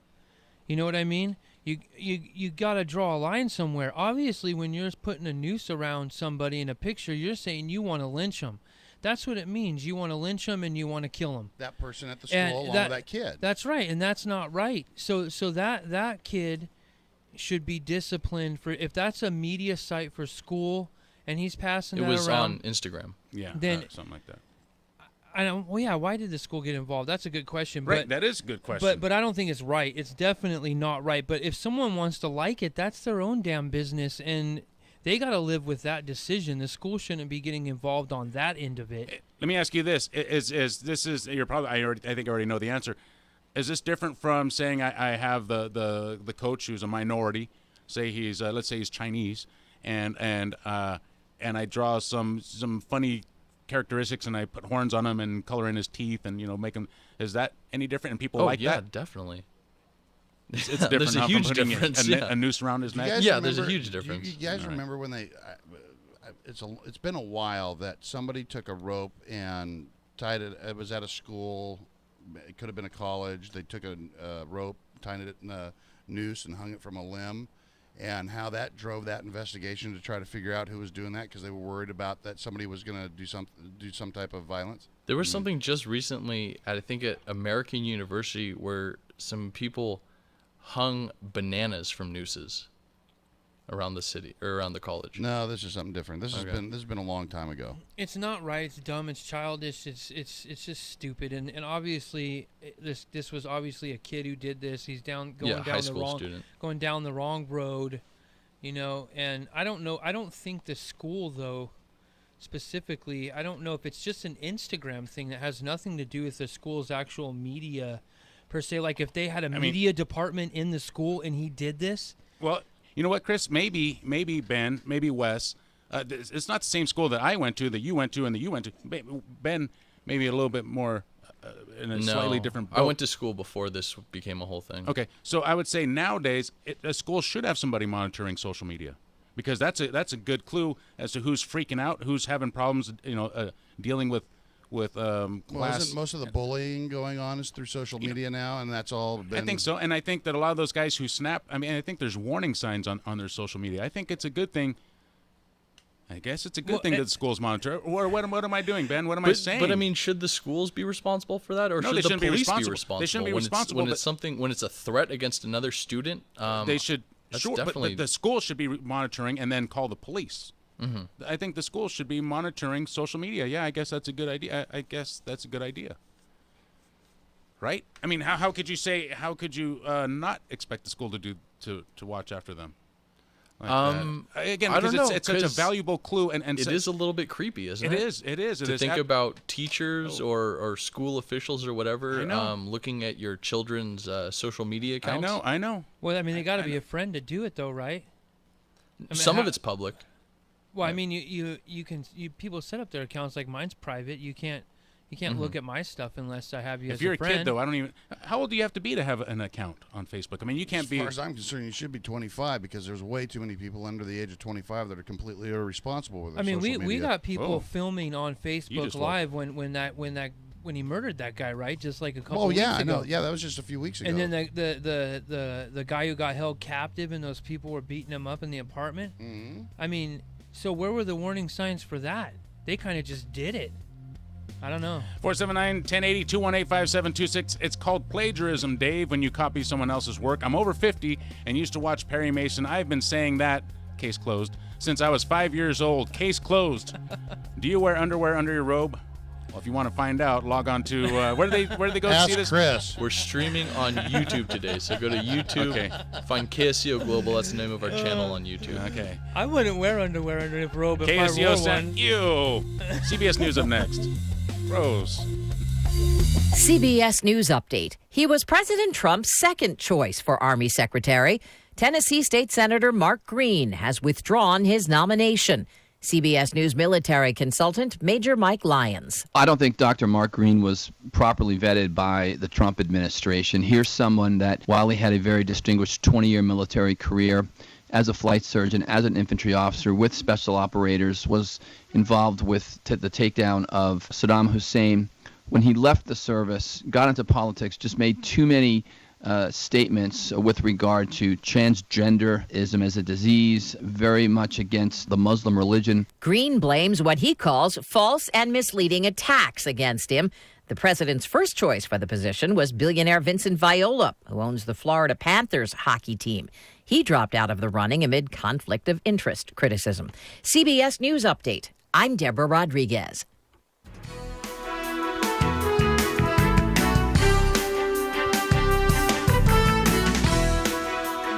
You're listening to AM 1080 KSCO Santa Cruz. The time is 5:32.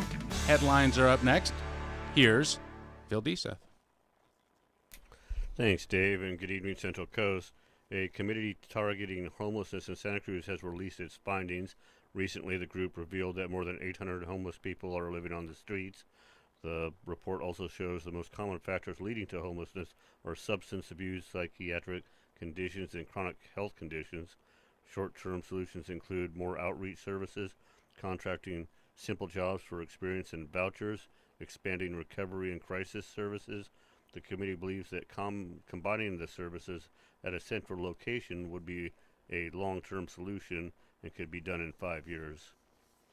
And CAL FIRE is holding training exercises in southern Monterey County this week. Fire crews are undergoing fire readiness training in preparation for the upcoming fire season. Although the drought is officially over, the heavy rains have boosted grass and brush growth and added to potential fuel sources. Last year, the Sobranas fire burned for 3 months, becoming the most expensive wildfire in history. And Cinco de Mayo has become a deadly holiday due to drunk and drug driving. Officers from the Salinas Police Department's DUI enforcement team will be deploying this weekend to stop and arrest alcohol and drug-impaired drivers. Saturation patrols will deploy starting today and continue through 3 a.m. on Sunday. High visibility enforcement using both DUI checkpoints and saturation patrols has proven to lower the numbers of persons killed and injured in alcohol or drug-impaired crashes. It's 5:34. Time to get back to Flight 1080. I'm Phil Deseth for KSCO Radio.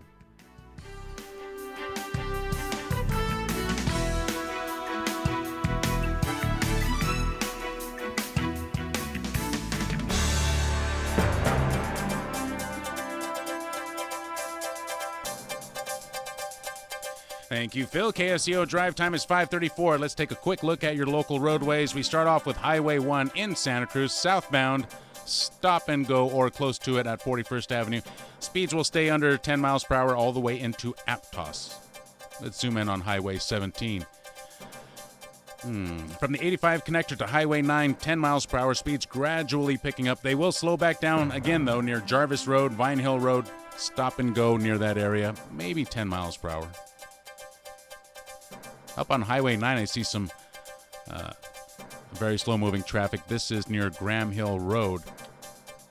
And Highway 9, Felton Empire. That's where the lights are, isn't it? We move on. Monterey County, heading into Seaside from Monterey, 10 miles per hour, slowing down again both directions in Moss Landing. Southbound 101, under 5 miles per hour, through Coyote Valley, Gilroy, and then again near the 156 exit. Highway 129, remember, is closed. The recommended alternative route, San Juan Road. CHP reporting at 533 northbound Highway 1 near Park Avenue, a traffic hazard. A metal shed blocking the number 2 lane. And southbound 17 near Vine Hill, a traffic collision, no injuries, thankfully, both vehicles on the right-hand shoulder. The number to call in with your traffic reports, 475-1080.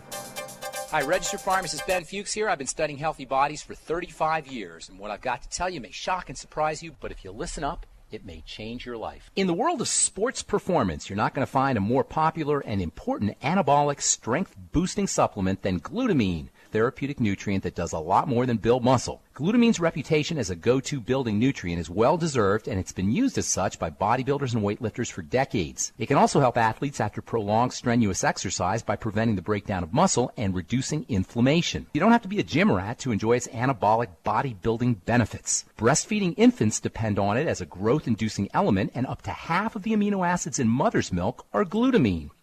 And if you're hooked on sweets, glutamine can help with sugar addiction. Under certain conditions, brain cells can convert the amino acid into glucose, and this may make it useful for beating cravings. Glutamine is found in high-protein foods. Whey protein is an especially good source, so are organ meats and seafood, as well as eggs and dairy. If you're a vegetarian, it's going to be a little bit more difficult to get dietary glutamine. You'll find some in beans, soy, and other lentils, as well as beets, cabbage, and collard greens. As a nutritional supplement, glutamine is readily available as tablets or capsules. 0.5 gram to 2 grams a day is a good starting dose. If you're in the gym a lot or in recovery from surgery, or if you're ill, you may need higher doses. Use it once or twice a day, adding 1/4 to 1/2 teaspoonful of the straight powder. It's tasteless. To a protein smoothie or a glass of water. Pharmacist Ben here, urging you to go to kscohealth.com to order Beyond Tangy Tangerine, the Healthy Start Pack, and other nutritional supplements that I personally use and recommend. You can purchase these premium quality products at wholesale prices online at kscohealth.com. That's kscohealth.com. I'm the pharmacist that believes that staying healthy and strong is not only about medicine, it's about giving your body the raw materials it needs to do its work. Go to kscohealth.com. Make sure you check out the cool videos too at kscohealth.com. That's kscohealth.com. KSCO plays the music, those favorites of yours. Good music is now the thing. The big band sound must have its fling. And here's the way to end those daily chores. Just listen to this favorite music of yours.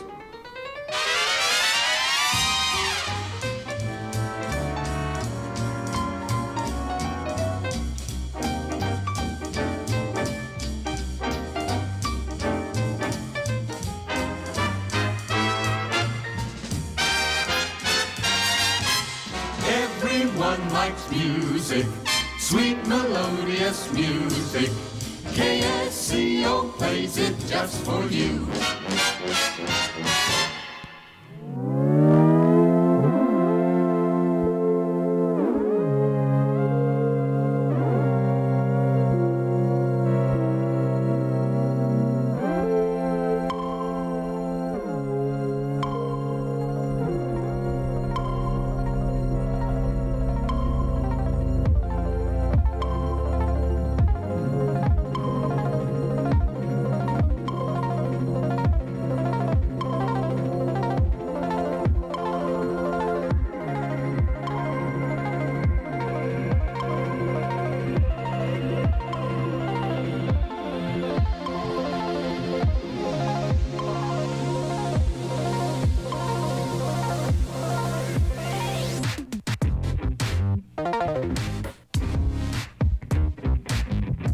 I don't think so, Chris. 479-1080. I don't think judges wear shorts under their robes. I think it's funny, though. Chris thought you were talking about a bathrobe. You got me on that one. No, right, yeah. We're talking about judges' robes. Yeah, yes, judge should be judges clothed. should wear underwear under their robes. Yes, definitely. 479-1080. You don't want them Ramboing it and Nah. going commando Nope. while they're deciding your case. Even on a hot day? I think they should be air-conditioned, the courtrooms, most of them nowadays. 479-1080. Let's get Steve on the phone lines here. He's been hanging on for a few minutes. Calling from SoCal. Steve, you're in the air. Hello. Yeah, I was just curious about these kids. I was wondering where the parents stood on this. Were they called in? It seems to me it's going to be the parents that are really affected on this. They might have to find another school for these kids or something, but I haven't heard anything about the parents being involved at all. Where do these kids, what kind of, home are these kids from? I mean, when I first heard of this, the ones that liked it, it's like, they were maybe just taking it as a joke or something, not even anything serious. And with this freedom of speech thing that's been going on, I mean, and they're just kids. Kids make all kinds of mistakes. I did similar things myself. Well, yeah, kids do just dumb because things, I was man. a naive, ignorant kid.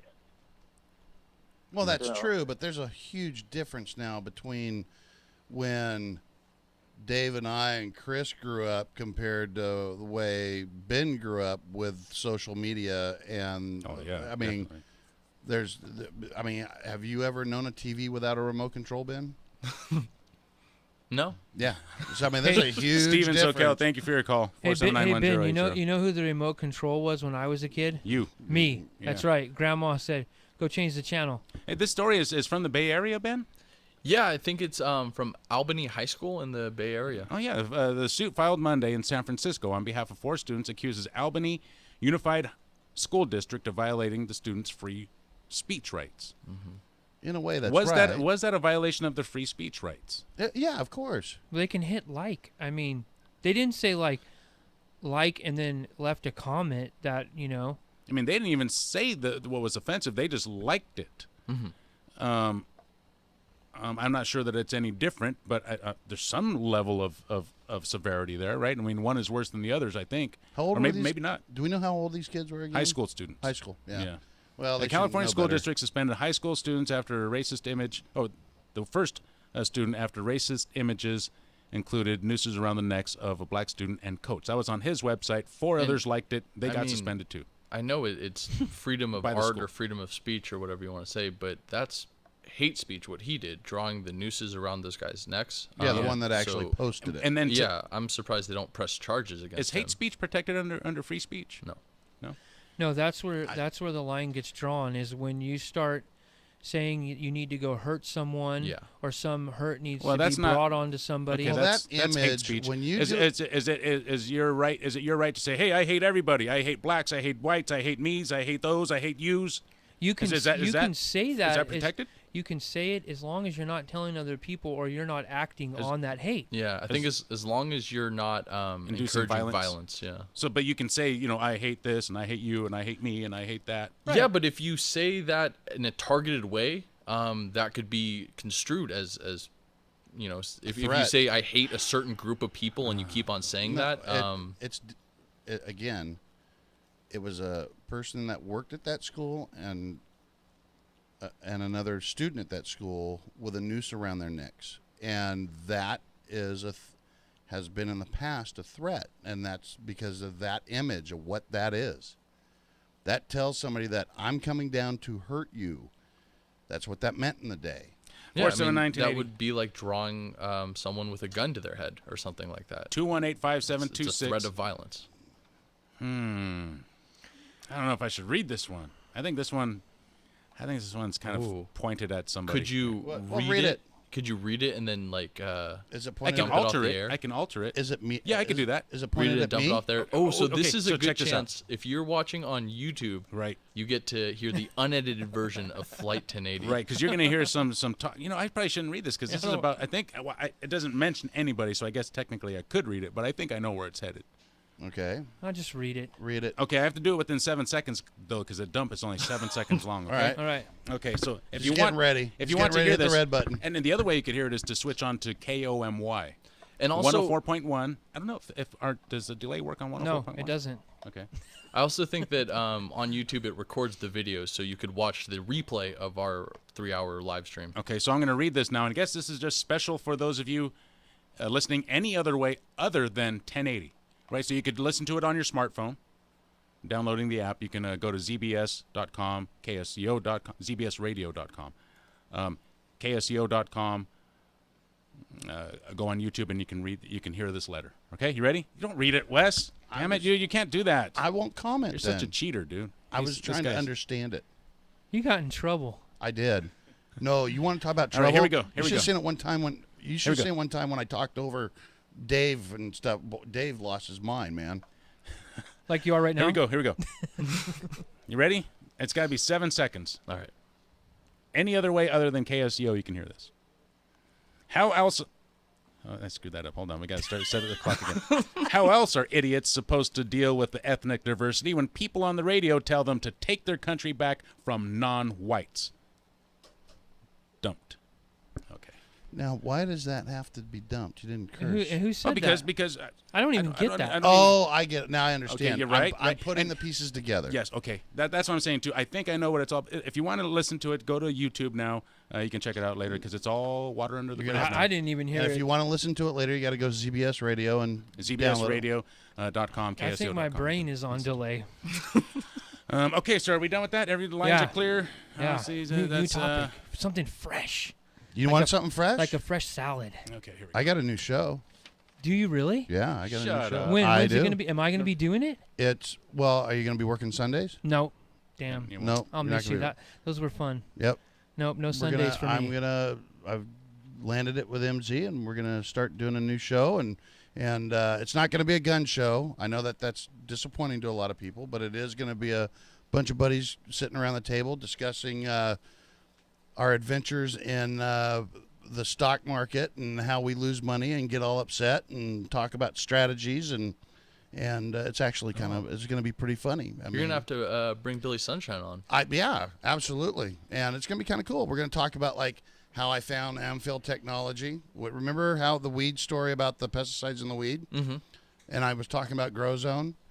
Well, after doing the research, I invested in the company. Now, one thing is that I want to say out real quick is that you never invest in any company unless you do your own research and due diligence. The show's only going to be about entertainment. It's going to be talking about strategy and stuff like that. So when we if someone goes bankrupt, they can't come exactly. We're just talking. You're not stories. You're not giving advice. Absolutely not. But we're going to be talking about stories and the things that we're into at the time.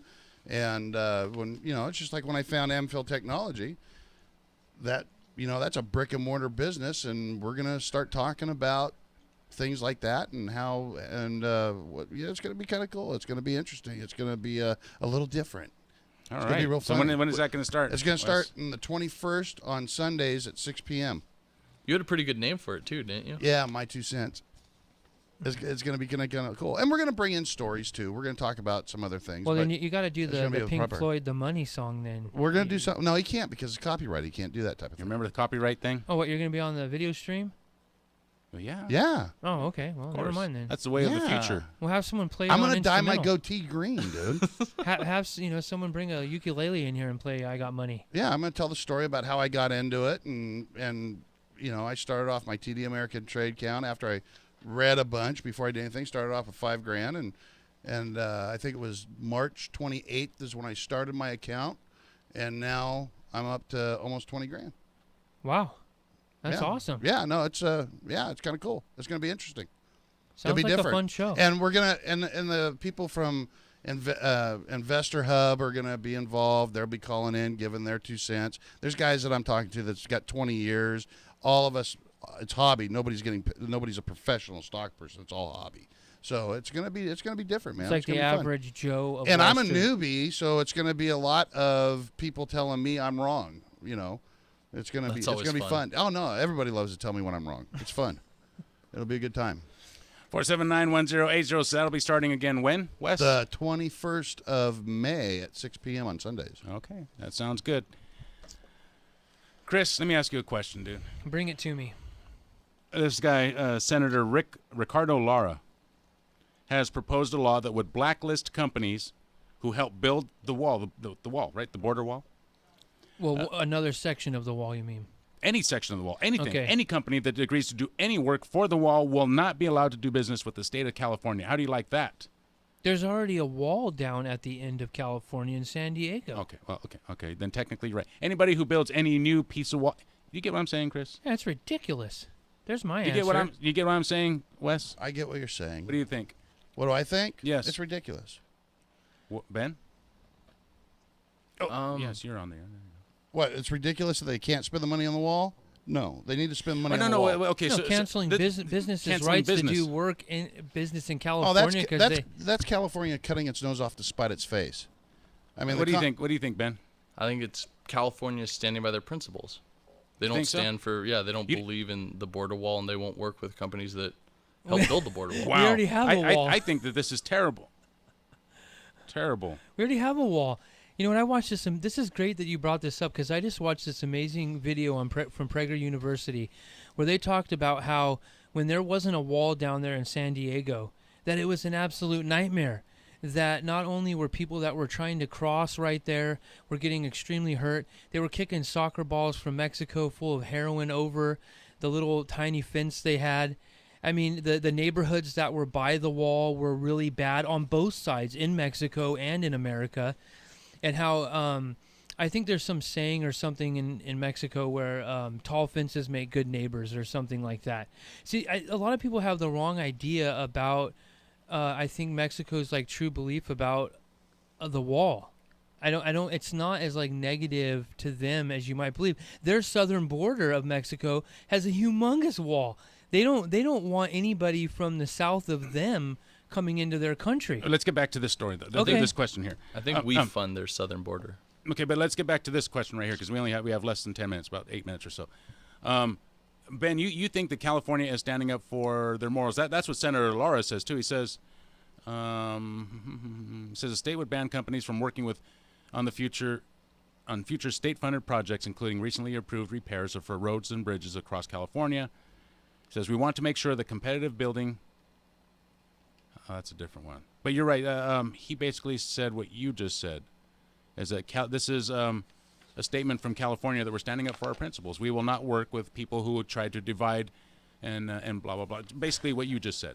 Yeah. And I say, there is somebody here sticking up for the contractors, Felipe Fuentes. He says, we want to make sure that competitive bidding that has hundreds of years of precedent and history is fair.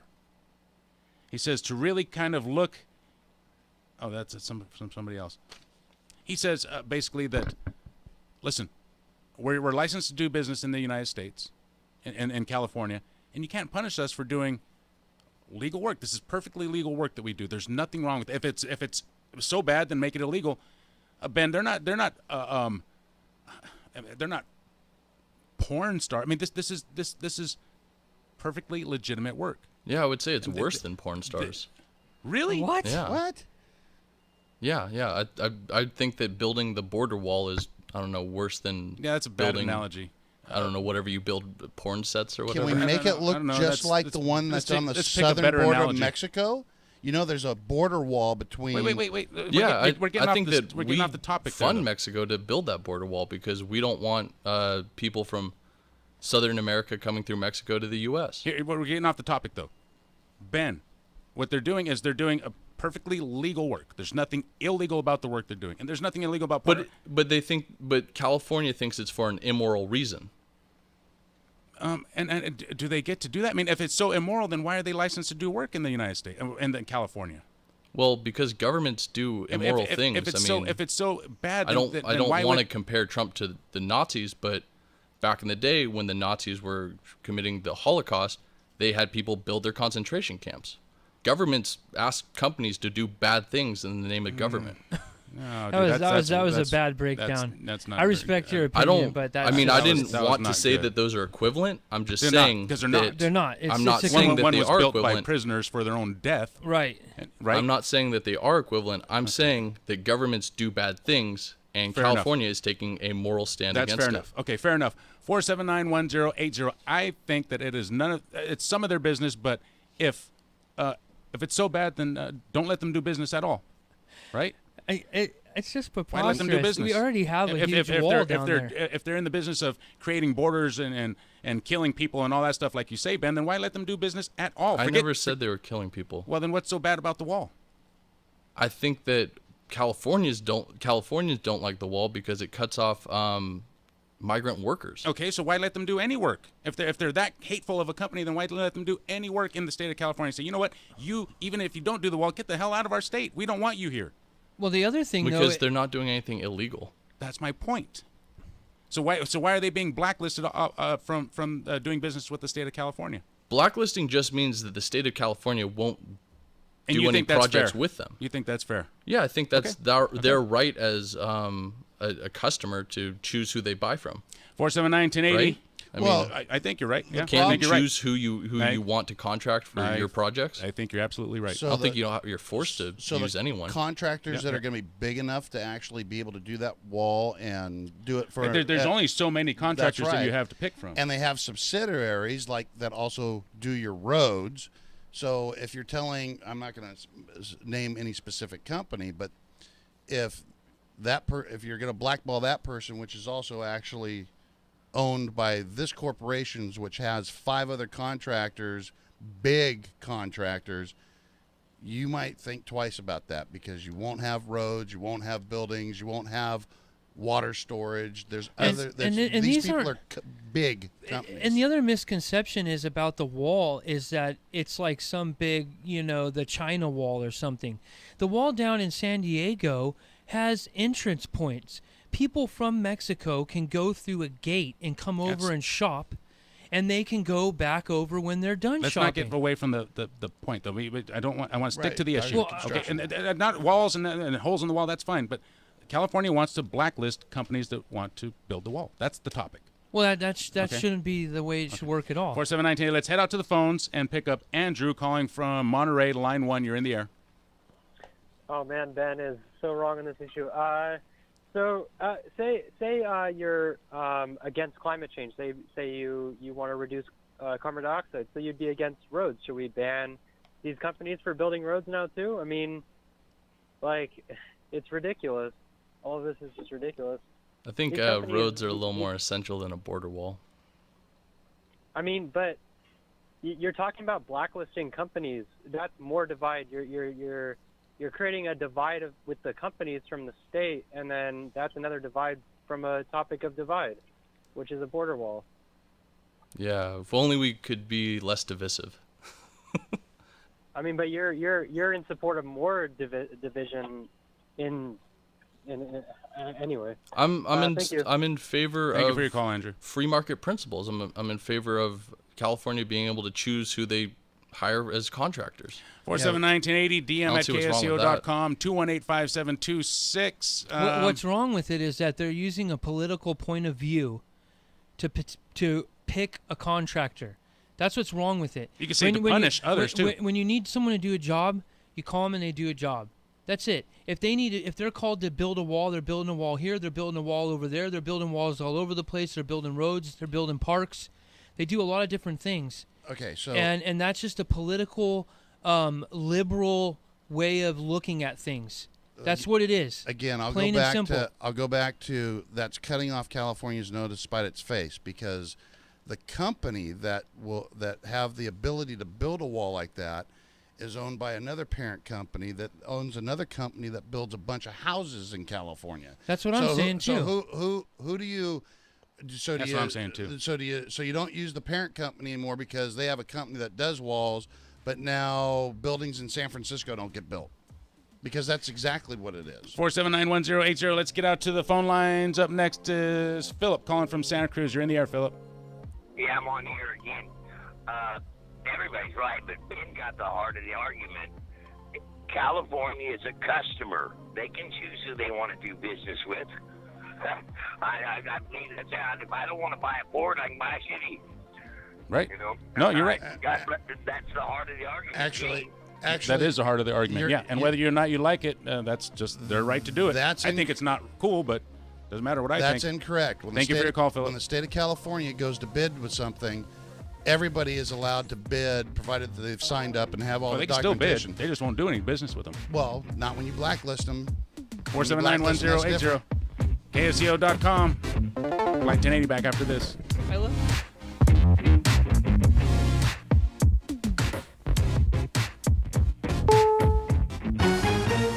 CBS News, I'm Deborah Rodriguez. President Trump's second nominee for Army Secretary has withdrawn his nomination after criticism over remarks about gay and transgender people, as well as Muslims. I'm Jim Taylor. Among the more scathing observations of Mark Green coming from Democrat Tammy Duckworth of Illinois, a combat vet. She lost her legs and partial use of her right arm during the Iraq War, and she says plainly, Green is not fit to lead the service. She says confirming someone with Dr. Green's attitudes toward Muslim, gay, lesbian, and transgender Americans would send the wrong message to brave and selfless Americans who simply wish to serve their nation. Green claims his remarks have been mischaracterized. The president's first nominee, Florida billionaire Vincent Viola, withdrew amid conflict of interest charges. A white police officer in Dallas County, Texas, has just turned himself in after murder charges were filed against him today in the shooting death of a black teenager. Roy Oliver was fired from his job with the Balch Springs Police Department after opening fire on a car of teens leaving a house party. 15-year-old Jordan Edwards was struck and killed, and the police chief said Oliver did not follow department policies. Now, Oliver has been charged with murder in the case. The shooting is also being reviewed by the Dallas County District Attorney's Office. Stephen Pickering, CBS News, Dallas. You've heard the commercial a million times, but who actually benefits? 1-877 Cars for Kids. The Cars for Kids jingle is one of America's best known. 1-877 Cars. And a frequent target for confused late-night comics. Shut up! Shut up! What is this charity? Donate online at Cars for Kids. But there are new questions about exactly who donors' money helps. Minnesota Attorney General Lori Swanson alleges in a new report that between 2012 and 2014, Cars for Kids raised $87 million from donated vehicles, but just 44% of that money went toward charitable programs, and more than 90% of what did go to charity went to one in particular. That's CBS's Tony DeCopel. New signs the Republican health care bill is in for a major makeover as it heads to the Senate. Here's CBS's Meg Oliver. Moderate Senators Rob Portman of Ohio and Dean Heller of Nevada have both come out against the bill because of the cap on Medicaid expansion. Portman said, "I continue to have concerns that this bill does not do enough to protect Ohio's Medicaid expansion population." And Heller added, "We cannot pull the rug out from states like Nevada that expanded Medicaid." On the other side of the coin are conservatives like Kentucky's Rand Paul, who oppose the government subsidies which help people buy insurance. There's hundreds of billions of dollars that will be transferred from the American taxpayer to insurance companies. President Trump issued a statement tonight sending warmest wishes to everyone celebrating Cinco de Mayo. He says the Battle of Puebla 155 years ago reminds us of the incredible courage and resolve of the Mexican people. Dow up 55. This is CBS News.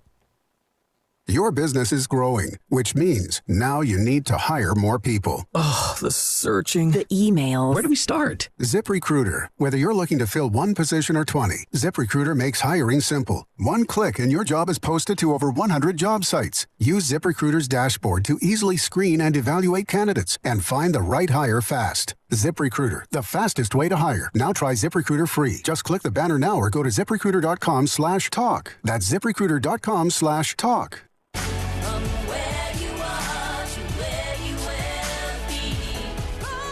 This is Charles Husby. Olivet Nazarene University believes that an education unlocks a person's potential. They believe an educated person has a positive impact on his or her community.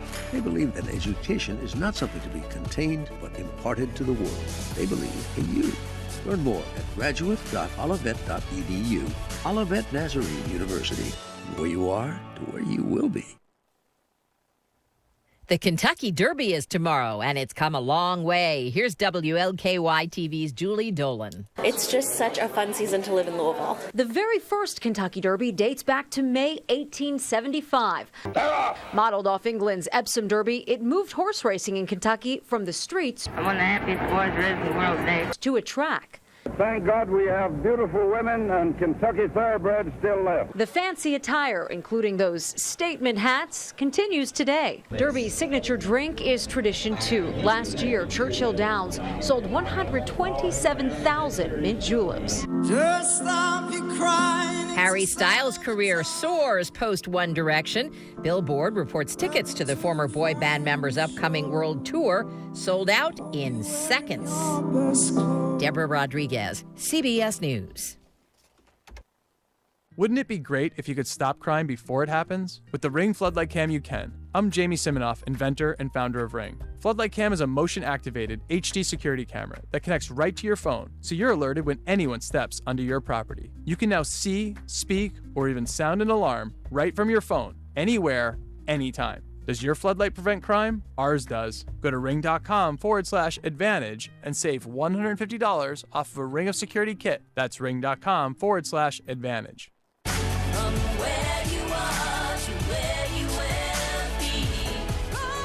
This is Charles Husby. Olivet Nazarene University believes that an education unlocks a person's potential. They believe an educated person has a positive impact on his or her community. They believe that education is not something to be contained, but imparted to the world. They believe in you. Learn more at graduate.olivet.edu. Olivet Nazarene University. Where you are to where you will be.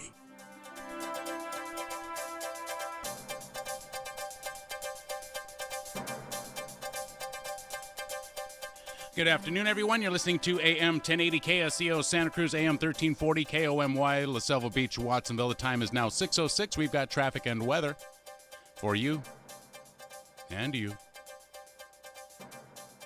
Highway 1 in Santa Cruz is stop and go from Santa Cruz into Aptos. Speeds slightly better than stop and go once you make it to Park Avenue, but it is very, very slow moving all the way into Aptos. Highway 17, slowest near the 85 connector. That's a relatively brief slowdown. You're back to the limit near the reservoir. Highway 1 in Moss Landing, this way and that way, northbound and southbound under 10 miles per hour as you approach the harbor.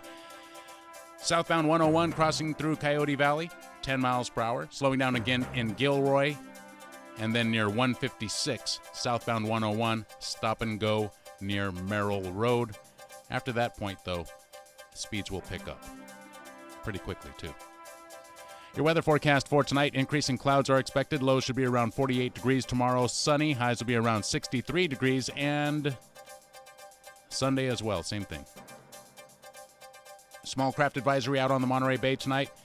Northwest winds as well, 20 to 30 knots. Occasional gusts of up to 40 knots should be expected. Wind waves 4 to 6 feet and west swells 6 to 8 feet at 10 seconds. 68 degrees outside KSCO studios. The time is now 6:07. We are headed over to headlines. Phil Deseth is standing by with those. Remember, you can catch up with headlines whenever you want. KSCO.com. News, traffic, weather, podcasts, and more. KSCO.com. I'm going to check that out right now. Here's Phil. Thanks, Dave, and good evening, Central Coast. A 3-day occupation at UC Santa Cruz came to an end yesterday. TV Avila reports on that. Members of the African Black Student Alliance organization took over Kerr Hall on Tuesday and released a list of demands. A spokesperson for UC Santa Cruz announced they reached an agreement with student protesters. Common ground was reached on housing issues, and there will be an effort to build upon current diversity education by providing an orientation that educates students on diversity competency. This is Tavia Avila for KSCO Radio News. The mountain lion that was captured in Santa Cruz last week has been released. The puma, known as 84M, was tranquilized in a tree near 17th Avenue and East Cliff Drive last Thursday. Yesterday, researchers with the Puma Project released the healthy juvenile cougar into the Santa Cruz Mountains, outfitted with a GPS tracker. A CSUMB competition is being held for 24 local startup businesses. The May 12th event will take place at CUSMB. During the Startup Challenge, participants will compete for $50,000 in cash prizes at the Joel and Dina Gambard Business and Information Technology Building. The Monterey, San Benito, and Santa Cruz County finalists will then compete in a Shark Tank-style final round. For more information, visit csumb.edu. And the Monterey Peninsula Regional Violence and Narcotics Team announced they are opening up 2 cold cases from 2014. 35-year-old Kalik Kennedy of Seaside was shot and killed while walking to his parked car in April. 3 months later, 28-year-old Andre Jacob was stabbed to death on the city streets. The cases are similar because both the victims were on foot. Officers are investigating these 2 cases individually and together. Anyone with information on either case is asked to contact law enforcement. And a Santa Cruz man convicted of second-degree murder yesterday. A jury found 26-year-old Marcus Edwards guilty of second-degree murder for the death of Gwen Coe in a fatal crash during a high-speed pursuit in August of 2014. He was also found guilty of evading a peace officer, causing death, evading a peace officer against traffic, and driving on a suspended license. And finally, this O'Neill Sea Odyssey has provided more than 90,000 students with marine science experiences, and next year they expect to get to the special milestone of identifying their 100,000th ocean steward. Executive Director Dan Hafley spoke with KSCO about some of the educational tools they have. We have 3 learning stations on the boat. One is navigation, which is mathematics and directionality. One is marine ecology, which deals with the nearshore kelp forest habitat, as well as watersheds. And of course, the last one is marine science, which is plankton. Phytoplankton is the base of our food web, is the source of half of the world's oxygen that we breathe. The 100,000th student campaign kicked off this week. For more information, visit www.oso100k.org. It's 6:11, time to get back to Flight 1080. I'm Phil Deeseth for KSCO Radio.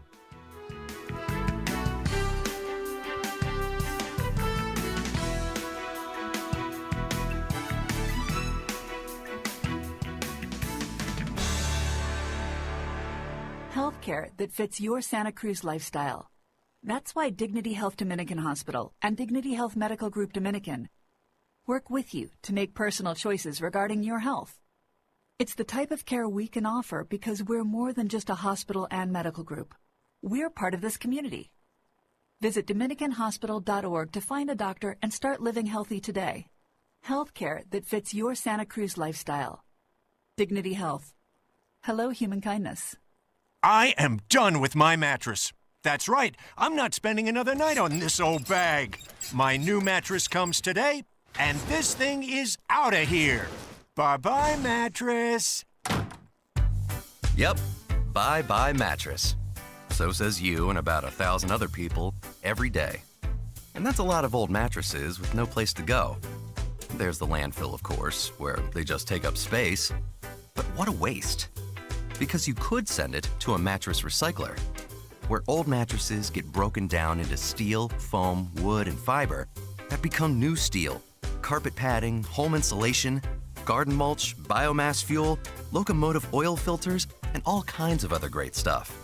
So bye-bye mattress is right. But don't toss it. Recycle it. It's easy, and it's free. To find a mattress recycler in your area, visit buybuymattress.com. Is there life on Mars? It's a question that has fascinated humans since we invented telescopes. This Sunday at 2 p.m. on Planet Watch, join hosts Rachel Ann Goodman and Joe Jordan as they talk with NASA Ames planetary scientist Carol Stoker. She'll talk about efforts to find life on other planets and implications for life on our own Earth. That's Planet Watch, big solutions to planet-sized problems. Sundays at 2 p.m. on KSCO, AM 1080.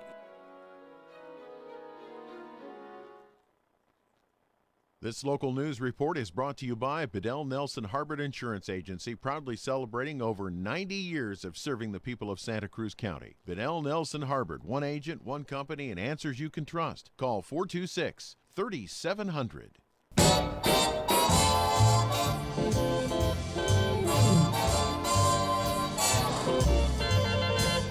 You get wonderful music on KFCO in Santa Cruz.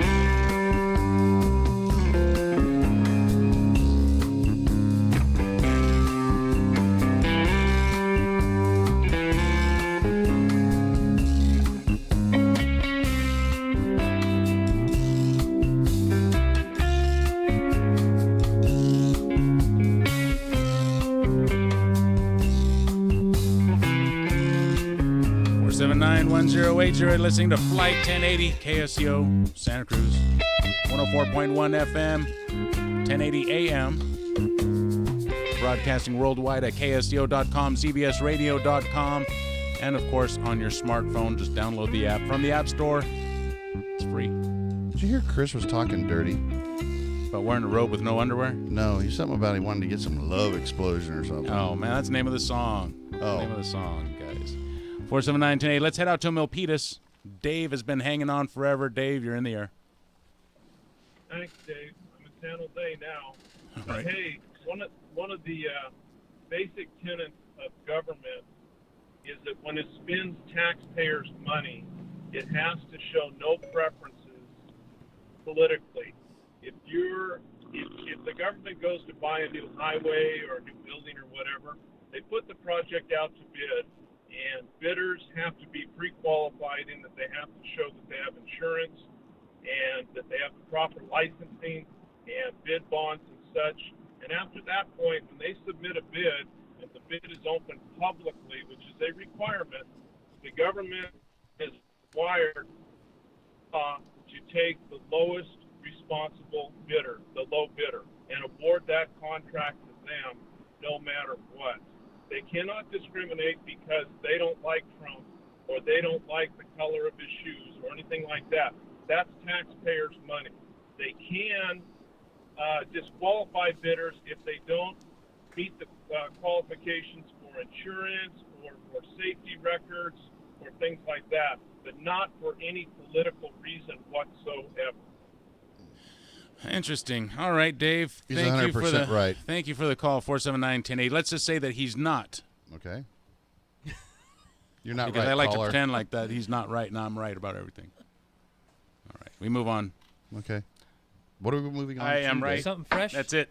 Some Case closed. Some new salad? Ben, wait, no, let me throw this at Ben one more time. Uh-oh. Ben, give we him a both second agree on chance. this. What are you going to throw at me? This damn mallet. Or the what is that The called? gavel. The gavel? We both agree on this issue. I agree with you hesitantly. We agree for different reasons, but we both agree that the state has a right to do this. Is there a chance that the state is discriminating against the company for their political views? Oh, yeah, absolutely. Is that legal?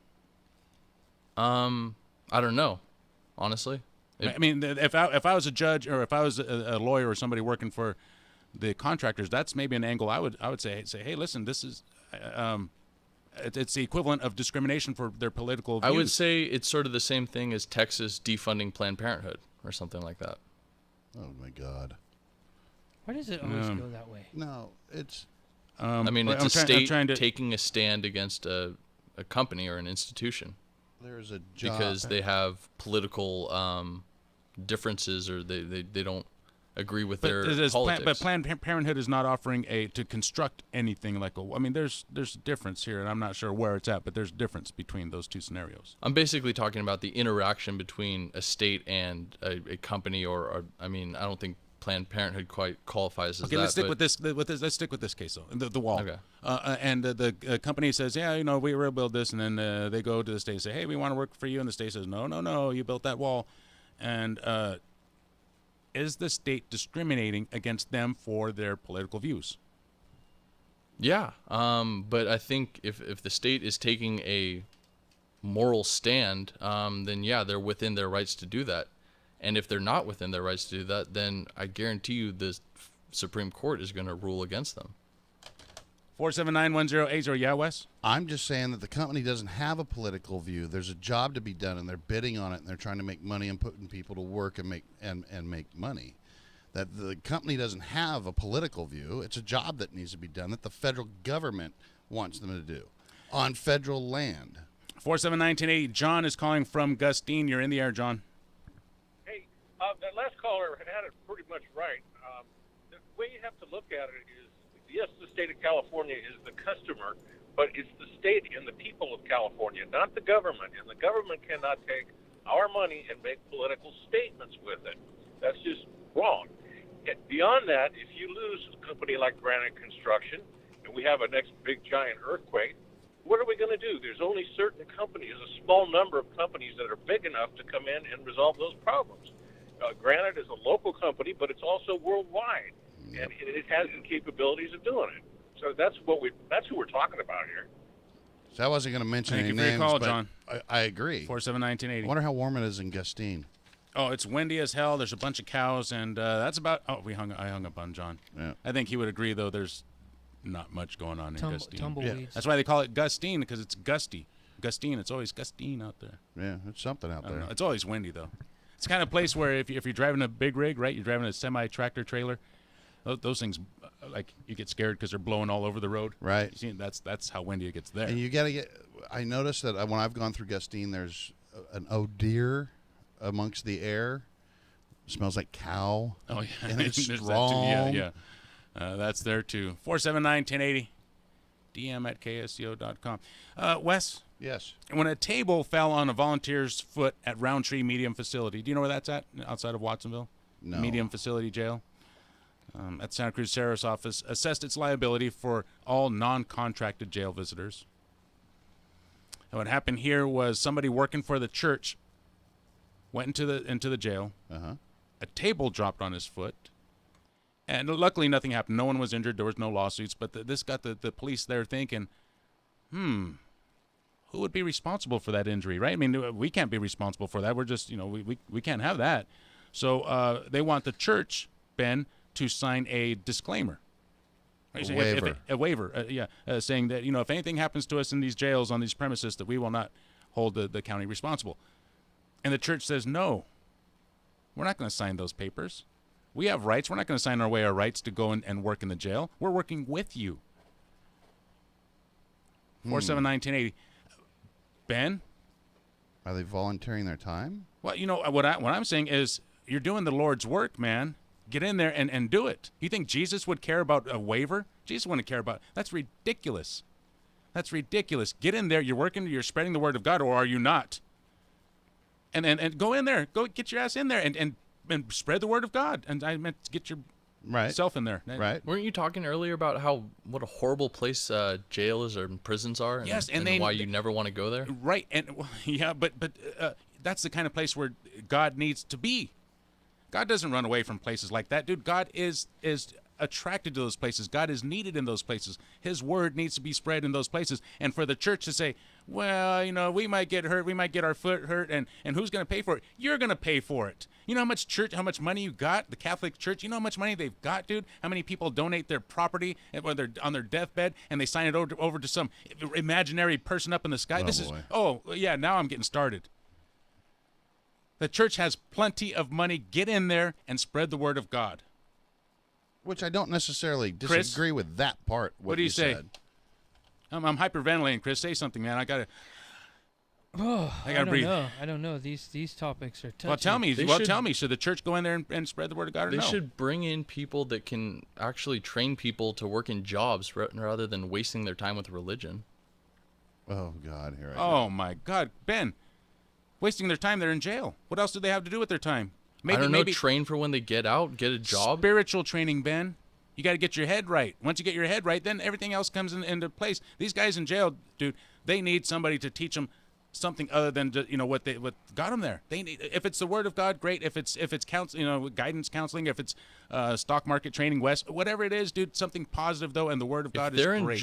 If they're in jail, then they need to learn state laws and federal laws. They don't need to learn that's religion. Well, you know what? They learn that already because they have books there they can read. They learn they have that kind of stuff there. But the word of God, well, I guess they could have those books there too. You just said something made my head start thinking. What? I'd go into jail and teach those guys how to play stocks. They make some money. They'd steal your money. They're criminals. That wouldn't be my money. They have to play with their own money. 479-1080. Chris, what do you think? Should the church go in there and buckle up, man up, and go in there and say, if our guys get hurt, we will cover the charges. We need to spread the word of God. Yes? No? Well, I mean, they have a place. Are you afraid to answer that question? No, I know that in a lot of writings, you're supposed to help out the people that are less fortunate or have gone down gone down the wrong road. So tell me your answer, yes or no? Should the church be in jail? Well, yeah. Well, yes. Okay. Not wording it that way. Should the church go into jails to work with No, that's what I said. You said should the church be in jail, which makes it sound like they should be in prison. I was way too straight with that, but yeah. So should they just accept the responsibility, the liability, if there is any, if one of their guys get injured, and just get into the church and do the thing? Or should they insist, you need to sign these papers, you need to pay if we get injured, and otherwise we're not going in there? Wait, isn't it the jail that's insisting that the church signs the papers? Yes. Did I make it sound weird? Yeah, well, you made it sound like it was the other way around. And I thought I did too. Damn it. You- Pat, you blew it. let me You get to blew Pat's it. call. Yeah. So what do you think, Chris? I think the church should be in there helping out who needs to be helped. If they want the help, it's not forced. Okay. Wes? Yeah, they need to sign the waiver and just go in and do it. That's what they're supposed to do. I did screw it up. Yeah, this church needs to sign a waiver, get in there, and start spreading the word of God. Darn it. It doesn't matter if I don't know, men it. or women of God. They still need insurance. They still need their The legal church- rights. Dude, the church, that's what they're saying too. They still have legal rights. They shouldn't have to give up their legal rights. You're not giving up your legal rights. All you're doing is giving up the Trust me, if they go in there and get stabbed by some inmate, God isn't going to help them out. The church has plenty of money. The church should help them out. The church? What is this, some local church? Yeah, I don't know. You know what? It's a Catholic church. I guarantee. No. The prison should be responsible. All right. And, wow, Ben. I'm just You're wondering. just 100% wrong today. Just on another note of this, there are people that spread Christianity in places like Iran and North Korea and sneak stuff in there. I'm not seeing them sign a waiver over there. That's pretty wild and crazy to go do that. That's dangerous. Well, there's been. I'm thinking that going into a jail and maybe get hurt by a table is not a big deal. Sign the waiver and do your deed because, you're going. Otherwise, you're not a big believer in God, Ben. That's what I say. Yeah, come on. Well, Let's put this in perspective. If you Maybe they're not, if you read a history book, people have been leaving America and going over to other countries and dying by the thousands to spread the word. 4719. Let's get out to the phone calls because we only have a few more minutes left. Let's get out to Capitola. Pat, you're in the air. Thank you for your call. Hi, guys. Just food for thought. You need to broaden the horizon. It's not just like because it's a church. It happens to be my church that's involved, and the bishop has told us not to go there. Oh. But it's going to be bigger than a church. AA groups go in to try to help these people. Narcotics Anonymous. These people need more than job skills. They need life skills and counseling. And to say that to have to sign a waiver to go to government property, well then, if you want to go to the county building and put up a poster, are you going to give up your rights if you're injured in an elevator accident or, you know what I mean? You go to any government building to do any kind of work at all, you don't give up your rights if you were injured by a table, by an inmate, by an errant clerk with a pen. So it's much bigger than just in a church. It's anybody going into a public building. But it's going to broaden out more than just the church. It's going to be, like I said, I'm involved with AA groups that go into these prisons and jails. I'm sure there's Narcotics Anonymous groups. So you pick at one little one, you're going to have to pick at all of them. And so it's just a bigger picture. I'm not saying who's right or wrong, but you kind of got to look at this in a holistic approach. And to say, well, the church can pay for it. Well, right now they probably can't. But or do we get a separate insurance policy for people that go on? Well, we already have government insurance at the county building, the city building, the library. They're all insured. So to single out the prison where people are doing volunteer work just seems a little myopic to me. Just a food for thought, guys. Thank you for your call, Pat. 47910. Let's get out to SoCal. Andres is up next. You're in the air, Andres. Hey, well, I think it's all right for them to do this at jails because, and I mean the state saying that we're not liable for anyone, including church members, unless they sign a waiver because they know that there's a high risk. It's not your typical, office that you just walk into and you might slip and maybe somebody didn't put the wet floor sign and now the building or the government needs to be liable. This is different because these people are dangerous. I'm surprised that Ben is you have the opinion that you have, Ben, because then if the state were to fund the rehabilitation or whatever charges, medical or whatever, come from an attack, then that's almost like the government paying for the church, and it's Andres, an ambiguation of if you were going to go work in a prison, would you sign away your legal rights? My legal rights? Yeah, I don't think so. But I would be an employee. I wouldn't want to, but if that came with a job, like I can't have the freedom of speech on certain things, or I can't carry my gun in certain parts of this area, that's something that would come with the job. These other people, the religious people, That's part of their job. And if the church wants to send them there, they have to understand that if they're going to send them there, that the government isn't going to pay for it because it's that much more dangerous. They're giving them the heads up and telling them to sign the waiver. And if the government ends up paying for the rehab, then that's an ambiguation of the line between church and state, and you're basically having the government funding the church's responsibilities. We got to get out of here, Andres. Thank you for your call, 479-1080. News military consultant Major Mike Lyon says filling the position is important. The Secretary of the Army and all of the service secretaries do things like work with Congress to fight the budget battle. They are out there promoting the Army. They should be the most positive force when it comes to creating a climate and culture for people wanting to come into the military. And while those administrative tasks are being done right now, it does take a strong personality in order to be successful at it. Reaction from LGBT rights groups? Well, I'm absolutely elated. Ashley Broadway Mack with the American Military Partner Association. Mark Green was the absolute wrong choice for this position. CBS News Update. I'm Deborah Rodriguez.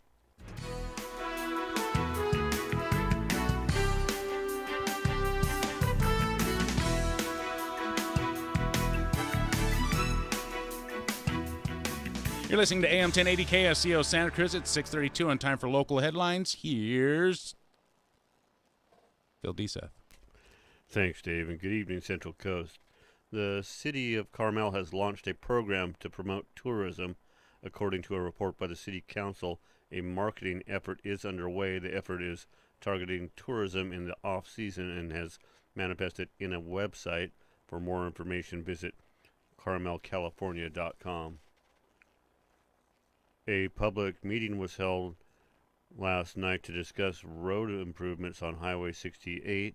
County officials presented three options designed to improve safety on the highway.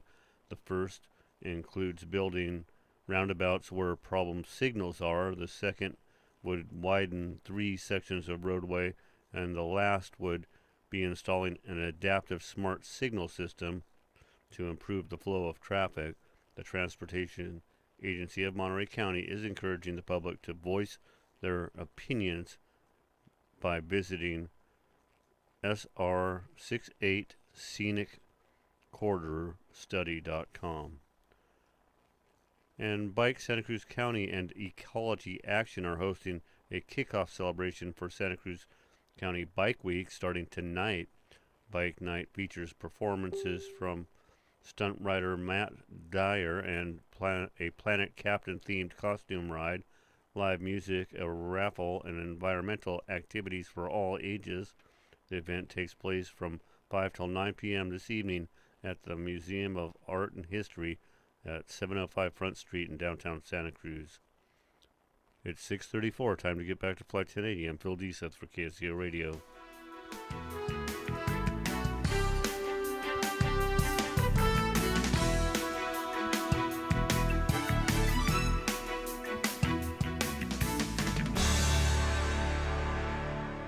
If you love cats, if you love dogs, or horses, pigs, birds, or frogs, there's a lot of ways to help if you're sincere. With a little bit of money, or you can volunteer. You'll save a life when you adopt. You're just getting started. Please don't stop. Right here on the Monterey Bay, you can save some critters with the SPCAs. Open up your home, donate a car, or pull some bucks from your small change jar.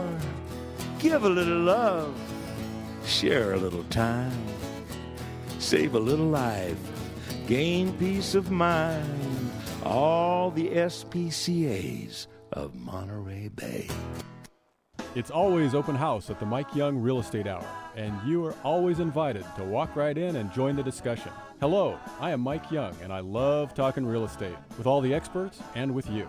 So get a jump on the Real Estate Weekend every Friday, 7 p.m. on the Mike Young Real Estate Hour, right here on Listen and Be Heard Radio KSCO. The Mike Young Real Estate Hour is brought to you by Thunderbird Real Estate, Real People Selling Real Estate, by Rick Williams at American Pacific Mortgage, and by Steve Manville at Farmers Insurance. Friday at 7. See you then. The Cannabis Connection is the educational outlet for all to engage with policy, science, culture, and local developments in order to orient the community in the rapidly evolving cannabis renaissance. Our goal is to open a dialogue surrounding the potential that this plant provides to heal people's ailments, but also heal our society from a social and economic standpoint. Tune in to the Cannabis Connection, Friday nights, 8 to 9 p.m. on KSCO AM 1080. You're listening to KSCO, serving Salinas, San Juan Bautista, and Lockwood.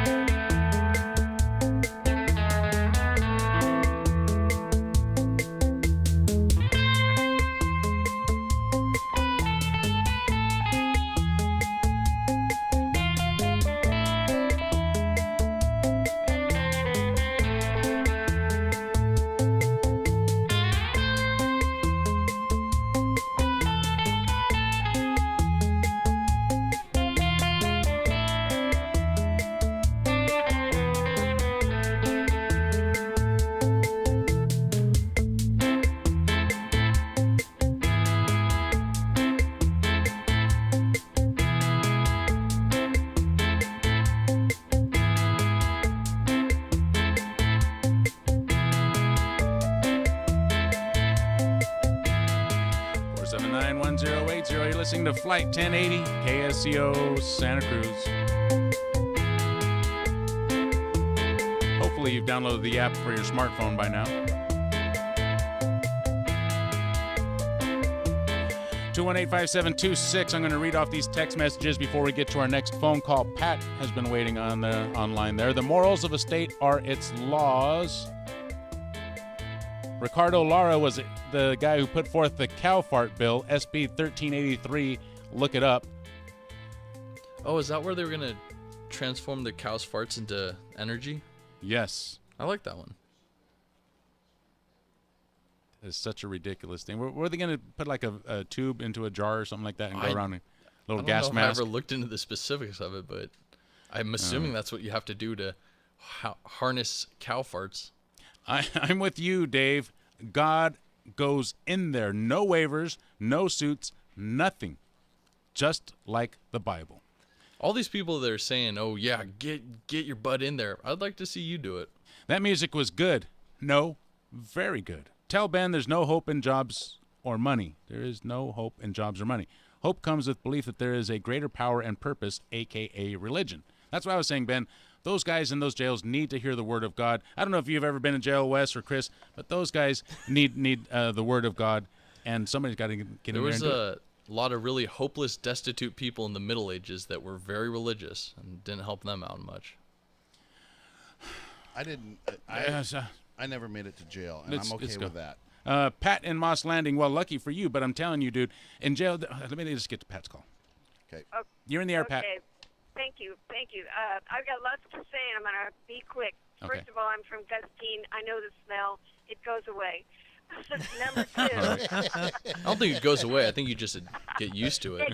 No, it goes away. You haven't grown up in cow country. It goes away. Anyway, the jail thing. In Monterey County, a friend of mine who is a deacon in the Episcopal Church tells me that the diocese of her denomination helps pay for part-time employees who are with the church to have insurance. So they've kind of solved it by kicking in a portion.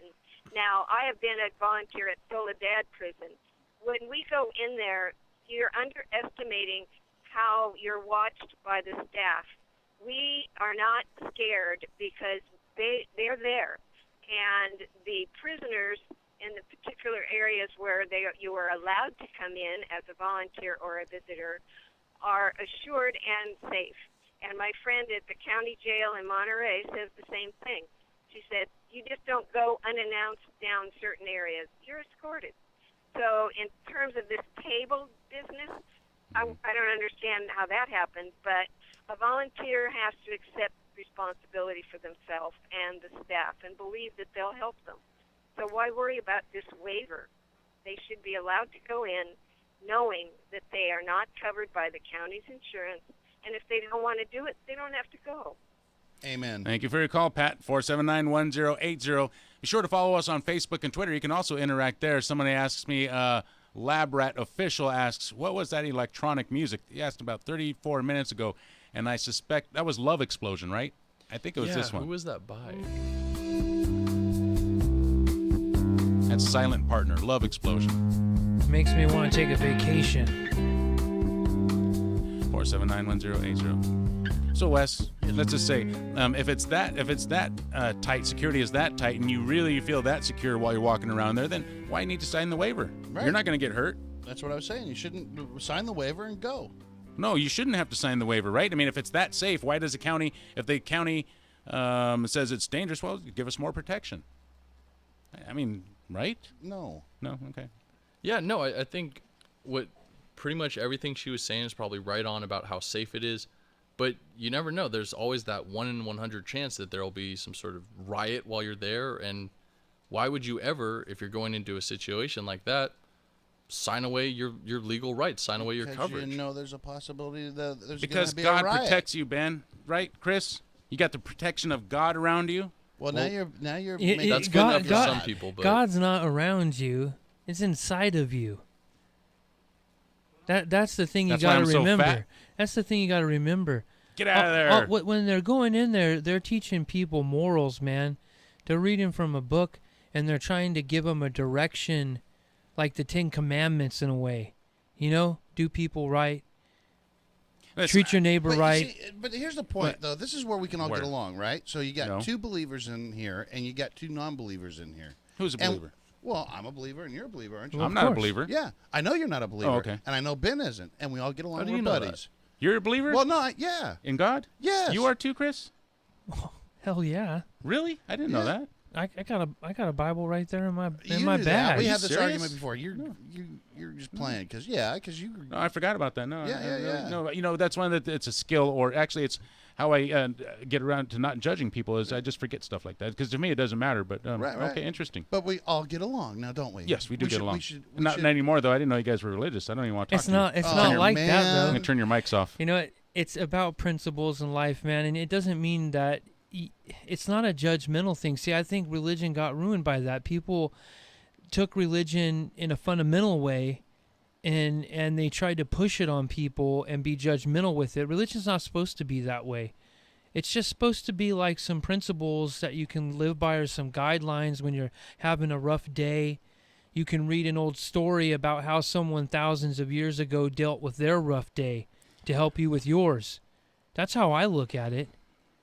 218-5726. I used to work for a lawyer, not me, and he would say all the time that you cannot sign away your rights. It isn't legally possible, and that's not what we're talking about here. What we're talking about is signing away liability. Yeah, right. Your right to sue, but I don't know that's a right. But that, yeah, okay. I'm just reading the text. Who's up next? Let's see who's up next. I think it's gonna be Jeff. You're in the air, Jeff. Hey, how y'all doing? This is Jeff from Santa Cruz. Hey, there he is, Hey, my Jeff. buddy. Yeah, y'all talking about God stuff and all that. Okay, we're going to do a little prayer, but you're going to have to do something. You're going to have to put both of your hands out in front of you.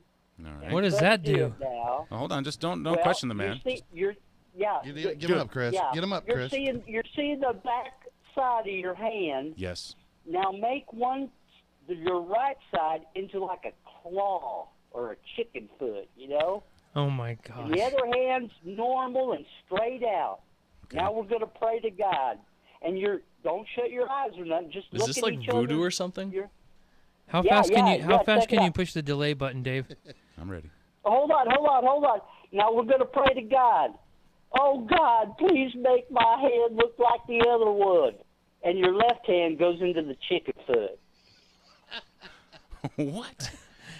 479-1080. Thank you, Jeff. Hey, you I know think. what? I think like Jeff. I think Jeff is making his own whiskey, and he's got a bad formula. He's making some bathtub gin. Jeff's oh, no. going blind. Oh no, dude! Check this out. Loretta Lynn, age 85. Oh, no. She passed away? No, she suffered a stroke. She's been hospitalized. Who's Loretta Lynn? Loretta, what? What? Who?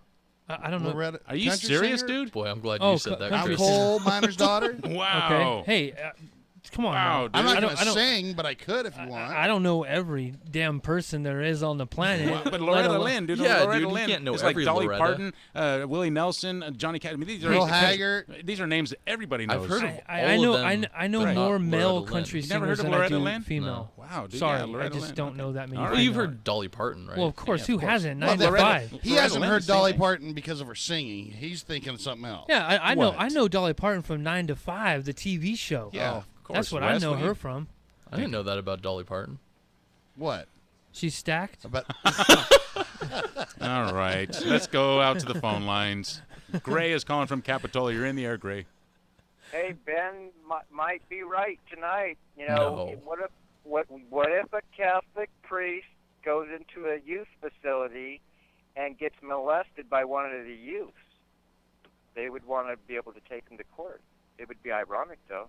Anyway, that's all I got to say. Have a good evening. All right, great. Thank you for the call. Couple bad 4719. priests and they're all Twisted. getting named one. I think the idea is still the same, that no one should give up their right to be compensated for a bad event. Especially if you're going into a prison. 479-1080. All right, let's head out to Capitola, I believe. Billy Sunshine is in the air. Oh, goodness. Billy. Yay, Billy. Did someone question my existence? Of course I did. I thought you said you believe in God. Billy Stormcloud. What do you think, Billy? Well, I used to have a promo, and the sound bed was thunder and lightning, and then you heard a deep voice, and it says, God listens to Billy Sunshine. Maybe you should too. That's pretty good, Billy. You're going to burn in hell, though. You know that. I do know that. I actually sold my soul to the devil about 4 Halloweens ago. No, I got actually, $2. like in 1965. No, I got $2 for it. I mean, this literally happened. What are you talking about, Billy? A guy in a devil costume, I assume it was a guy in a devil costume, I don't think there's a real devil, came up to me and asked me to sell my soul for $1, and I negotiated with him and got him up to $2. What if it really was a devil, Billy? You're a sucker. No, I want to know. No, I sold him something I didn't have. devil's a sucker. No, but what did you I got do? $2 for something I don't own. What did you do with the $2? That's what I want to know. I spent it. I think I gave it to the Satanic Church. It figures. Billy. I So you gave it right back to the devil. Billy, let me ask you the question then. Go ahead. Should these guys go into the jails to preach the word of God, yes or no? No matter what. I mean, in order to go to the churches, they're going to have to sign this waiver that says you cannot sue us. Should they go into those churches, sign the waiver, and go into the jails? Yes or no? Yes. There you go. Would you People do it? need something in there, boy. Would you do it, Billy? Would I go in and say what? Say, preach the word of God. Atheism? Would you sign away liability before going and working in a prison? I wouldn't go. I wouldn't work in a prison ever. Why would someone choose to actually spend time in an atmosphere like that? Because you're working for God, Billy. You're spreading Yeah, the word. well, but I wouldn't. That's you know, different I'm not from. that good of, I'm That's not different that from good a painting. person. I'm not that good a person that I'd be willing to spend time. I'm just being honest about it. Yeah. That's a horrible atmosphere, and it's not one I'm willing to be in. Too much negativity. Billy, you know what? Billy? You don't know what it's. You just don't know, Billy. Thank you for your call. Billy though. would probably teach him all of his bad habits, man. Thank you, Billy. I mean, Billy's got some bad habits, except for Or pizza. 719. No, listen, you guys just don't get it. Yes, prison is bad. Yes, jail is bad, and there's different levels. County jail is much different from medium security, and medium security is different from Folsom or Pelican Bay or Soledad Or Those are all Alcatraz. different- or Alcatraz. Alcatraz is Santa closed Rita. down now, but yeah, or Santa Rita. Holy cow, Santa Rita! You don't want to go there.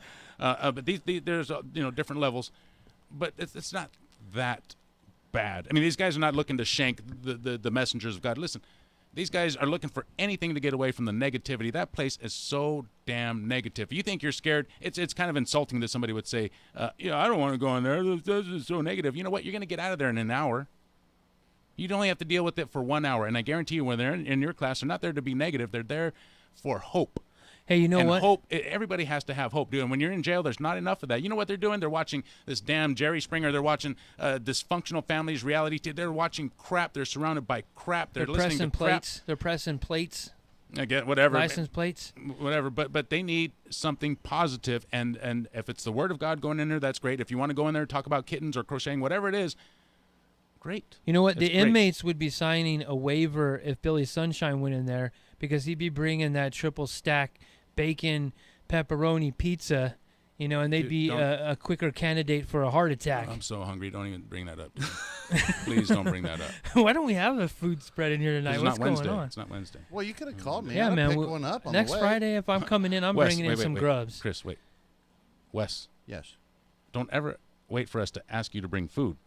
Well, you can just bring it in. Well, all you have to do is remind me, and I'll do it. I'm not. Oh, I'm okay. not. Sometimes I'm not. Your stomach doesn't remind you? Hey, you know what? Somebody out Yeah, there, Wes. Dave is hungry, and we got 7 Now minutes I'm left. hungry, I dude. want I- someone to bring something over here that really loves Dave Michaels and No what one's he gonna does be here over in 7 minutes. Let's You see. crazy. Let's see what you got out there, Central Coast. Let's get out to the phone lines. Gordy calling from Boulder Creek. You're in the air. Gordy. Chuck Carlson, one of the Watergate convicts, he started prison fellowship about 30 years ago, and he's had a lot of success. But the question is not whether you believe in God, Ben. The question is, does God believe in you? Ooh. Yeah. Yeah, Ben. Yeah, so think about that. Hi, Wes, by the way. How's it I'm not going, ignoring Gordy? you. Yeah, it's been a long time since we met, but yeah, I'm hoping to get together soon. Yeah, I've had a lot of health issues and so forth, but I don't want to dwell sorry on to that. hear that. Yeah, I think it's very important. Now, Dave. Yes. You've been in. I know I've been in. All right. Okay, we know what it's like behind bars, and that wasn't the first time for me. I hope that was the last time ever for me. Right, me too. But inside, you need something positive, and that's what's offered. And what I've observed is that there's no disrespecting the clergy when they come into jail. Right. You do have some psychos that occasionally freak out, but the rest of the guys will take care of them in short order. It's a place where you are safe if you're from the clergy and you are doing good work. That's all I have to say, and you guys have a great weekend. Thank you, Gordy. 4791080. Okay, Chris. Yep, I'm here. So they are doing positive work. Of Right? course. So sign the paper and get in there. Right. I think that's what I said. I think if you were living by the religious principles of the Bible, it's your obligated duty to go in and help those in need and who need some positive light brought to them. But does the word of God Wait, supersede aren't you the- two Christians? It's not that Yeah, it's why do everyone always say it's always the word of God though? Most of the Bible is the word of God. is not. No, there's parts where God didn't where write the guys Bible. said this was the the Bible's word just a of representation of the word of God. No, it's bigger it than the only Bible. has parts of it. Most of it is the stories of lives of people that lived. Wait. When I say spread the word of God, I'm not saying to teach the Bible. The Bible's boring, right? The word of God is be kind to your neighbor and all this stuff. The message of God is not in that Bible. Maybe it's in the Bible. I the don't know. Ten It's Commandments. bigger than the Bible, the Ten though. Commandments were supposed to be. Okay, fine. That's the part word of the God. Word of God. The Word of God encompasses so much more than the He said the other Bible. stuff. Huh? He said other stuff. Well, Besides the Ten Commandments. but the Bible the Bible He's is like, a hey, bunch stop of, building that tower. I'm going to knock it down and make you all speak different languages. Right. See, there's a word that's part of the Word of God, which is kind of weird. But It's just it's stories though. It's just to help people to realize what they're going through. Other people went through what they went through and they got through it. That's what it was, and God was there sometimes to help them, or later on at the end, or in the beginning, but it wasn't always like this Word of God type of thing that people think it is. 218-5726. I wonder if that preacher who just got stabbed a month ago or so in Salinas and died signed a waiver, and if so, it didn't do him much good. Let's see. Right on, Dave. I don't know what they're talking about there. Chris is awesome. I don't know what they're talking. They don't know what they're talking about there. 479-1080. Of course, Dave's the only one who's awesome. Yes. There's a limited amount of awesomeness, Chris. Thank you for acknowledging The that. earphones are going to pop right know off that your this whole- head. this whole- Dave sucks up all the awesomeness in the air. You want to hear some crazy stuff? North Korea says they have uncovered a CIA assassination plot. They say the CIA attempted to kill Kim Jong-un. No, they didn't. That's what they're saying. I know, because if they did, it had gotten done. North Korea, that's what I was saying too, right? That's what I was thinking too. Well, Yeah. Okay, so North I Korea. mean, what about all those times we tried to kill Fidel Castro? That's what I was thinking. That never too. worked out. The first thing I thought, a Kennedy thing. That wasn't a CIA. The first thing I Uh-huh. thought was, if we wanted this guy dead, he would be dead. The second thing I thought was, well, what about Castro? North Korea's state-run. What about Osama bin Laden? KCN. Well, he Got is him. dead though. We got him. It took us a while. Yeah, That's only 'cause he ran. North Korea's state-run KCNA news agency is out with a doozy of a report. It says the North has uncovered and smashed a plot by the CIA and South Korea's intelligence service to assassinate Kim Jong-un. The North says the two agencies worked in cahoots with a North Korean citizen and an unnamed terrorist group on the plot, which involved using a biochemical substance. The idea was apparently to deliver some slow-acting poison, possibly at a military parade, that would have killed the North Korean leader over the course of 6 months to a year. The report said the terrorists who were to carry out the plot had entered the country, but the North said it would mercilessly destroy them. I have some bad news for him. What? That was team number 3 they caught. They didn't catch team 1 and team 2. You think he's It's already poisoned? out. He's already poisoned. He's done. I think the only responsibility of North Korea is China. That it's their responsibility, in my mind. They're the ones that need to clean up the North. It's right there on their border. Korea is like China's our Florida. You look at a map. I mean, it's like this arm hanging off the bottom of China there. Do we have a responsibility to help Mexico? Help them with what? I don't know, their gang problem or cartels. Well, that's too big of a topic to bring up in 2 minutes. But I'm just saying that China, the only reason why North Korea exists is because China sent their troops, and we had all of North Korea all the way up to the border of China. And China brought out their artillery and sent in hundreds of thousands of troops and pushed us back to the 38th parallel. So all right. It just, what are we talking about? I'm just saying, it's their Korean War. responsibility. Remember that in All right. school? Oh, that's their response. Okay. But as far as this guy's just a real dirtwad. God. Just a real. That's not what Trump was saying. Saying he's a real smart cookie. He's a real smart cookie. Yeah. He wants to talk with them. Yeah, he'd be honored to meet with Kim Jong-un. The National Advisor Bureau plans to harvest icebergs from Heard Island around 600 miles off the coast of mainland Antarctica. For what? It will then transport them 5,500 miles to one of the state. I'm trying to make this sound better than it really is. It's going to transport them to the UAE, the United Arab Emirates. This iceberg is expected to contain 20 billion gallons of water. And it's all going to melt. It's enough for 1 million people for 5 years. One iceberg is enough to provide How are they going to 1 million maintain people. an iceberg for 5 years in the Middle East? It melts, Ben, and then you drink the water. You lick it like a cat. Meow. You take a big sponge and you soak up all the water. I don't know. Meow. Actually, what they're going to do is they're going to mine the water. Yeah. That's pretty interesting. Upon actually. arrival, yeah, that's what I'm saying. That's why I picked it as the last story. Upon arrival at a specially constructed processing facility, workers will mine the icebergs for their water supplies. One iceberg could provide enough for 1 million people over 5 years, according to the company that's going to do it. Do you think that when the Earth runs out of water, that's what humans in the future will have to do? They'll have to go to planets and mine their How's the icebergs? Earth going to run out of water? Well, I think that's a way to do it. Eventually. I think that's a way to do it, don't you? I don't know. Mars had water on it one time. It's kind of bare now, dude. I don't know. 479-1080 West. Thank you for joining us. You're welcome. Chris, thank you for joining us. You're welcome. Ben, thank you. Thank you. Listeners, thank you. Except for that guy who sent me that other email. I don't like you. And you're going to be in the Dave Cave? I'll be in the Dave Cave tomorrow. 10 to 2. 10 a.m. to 2 p.m., Chris. Thank you for asking me. I think that covers everything. So put your tray tables up and have a great weekend, everybody. 479-1080. Flight 1080 is out of here. You're listening to KSCO Santa Cruz. CBS News is up next.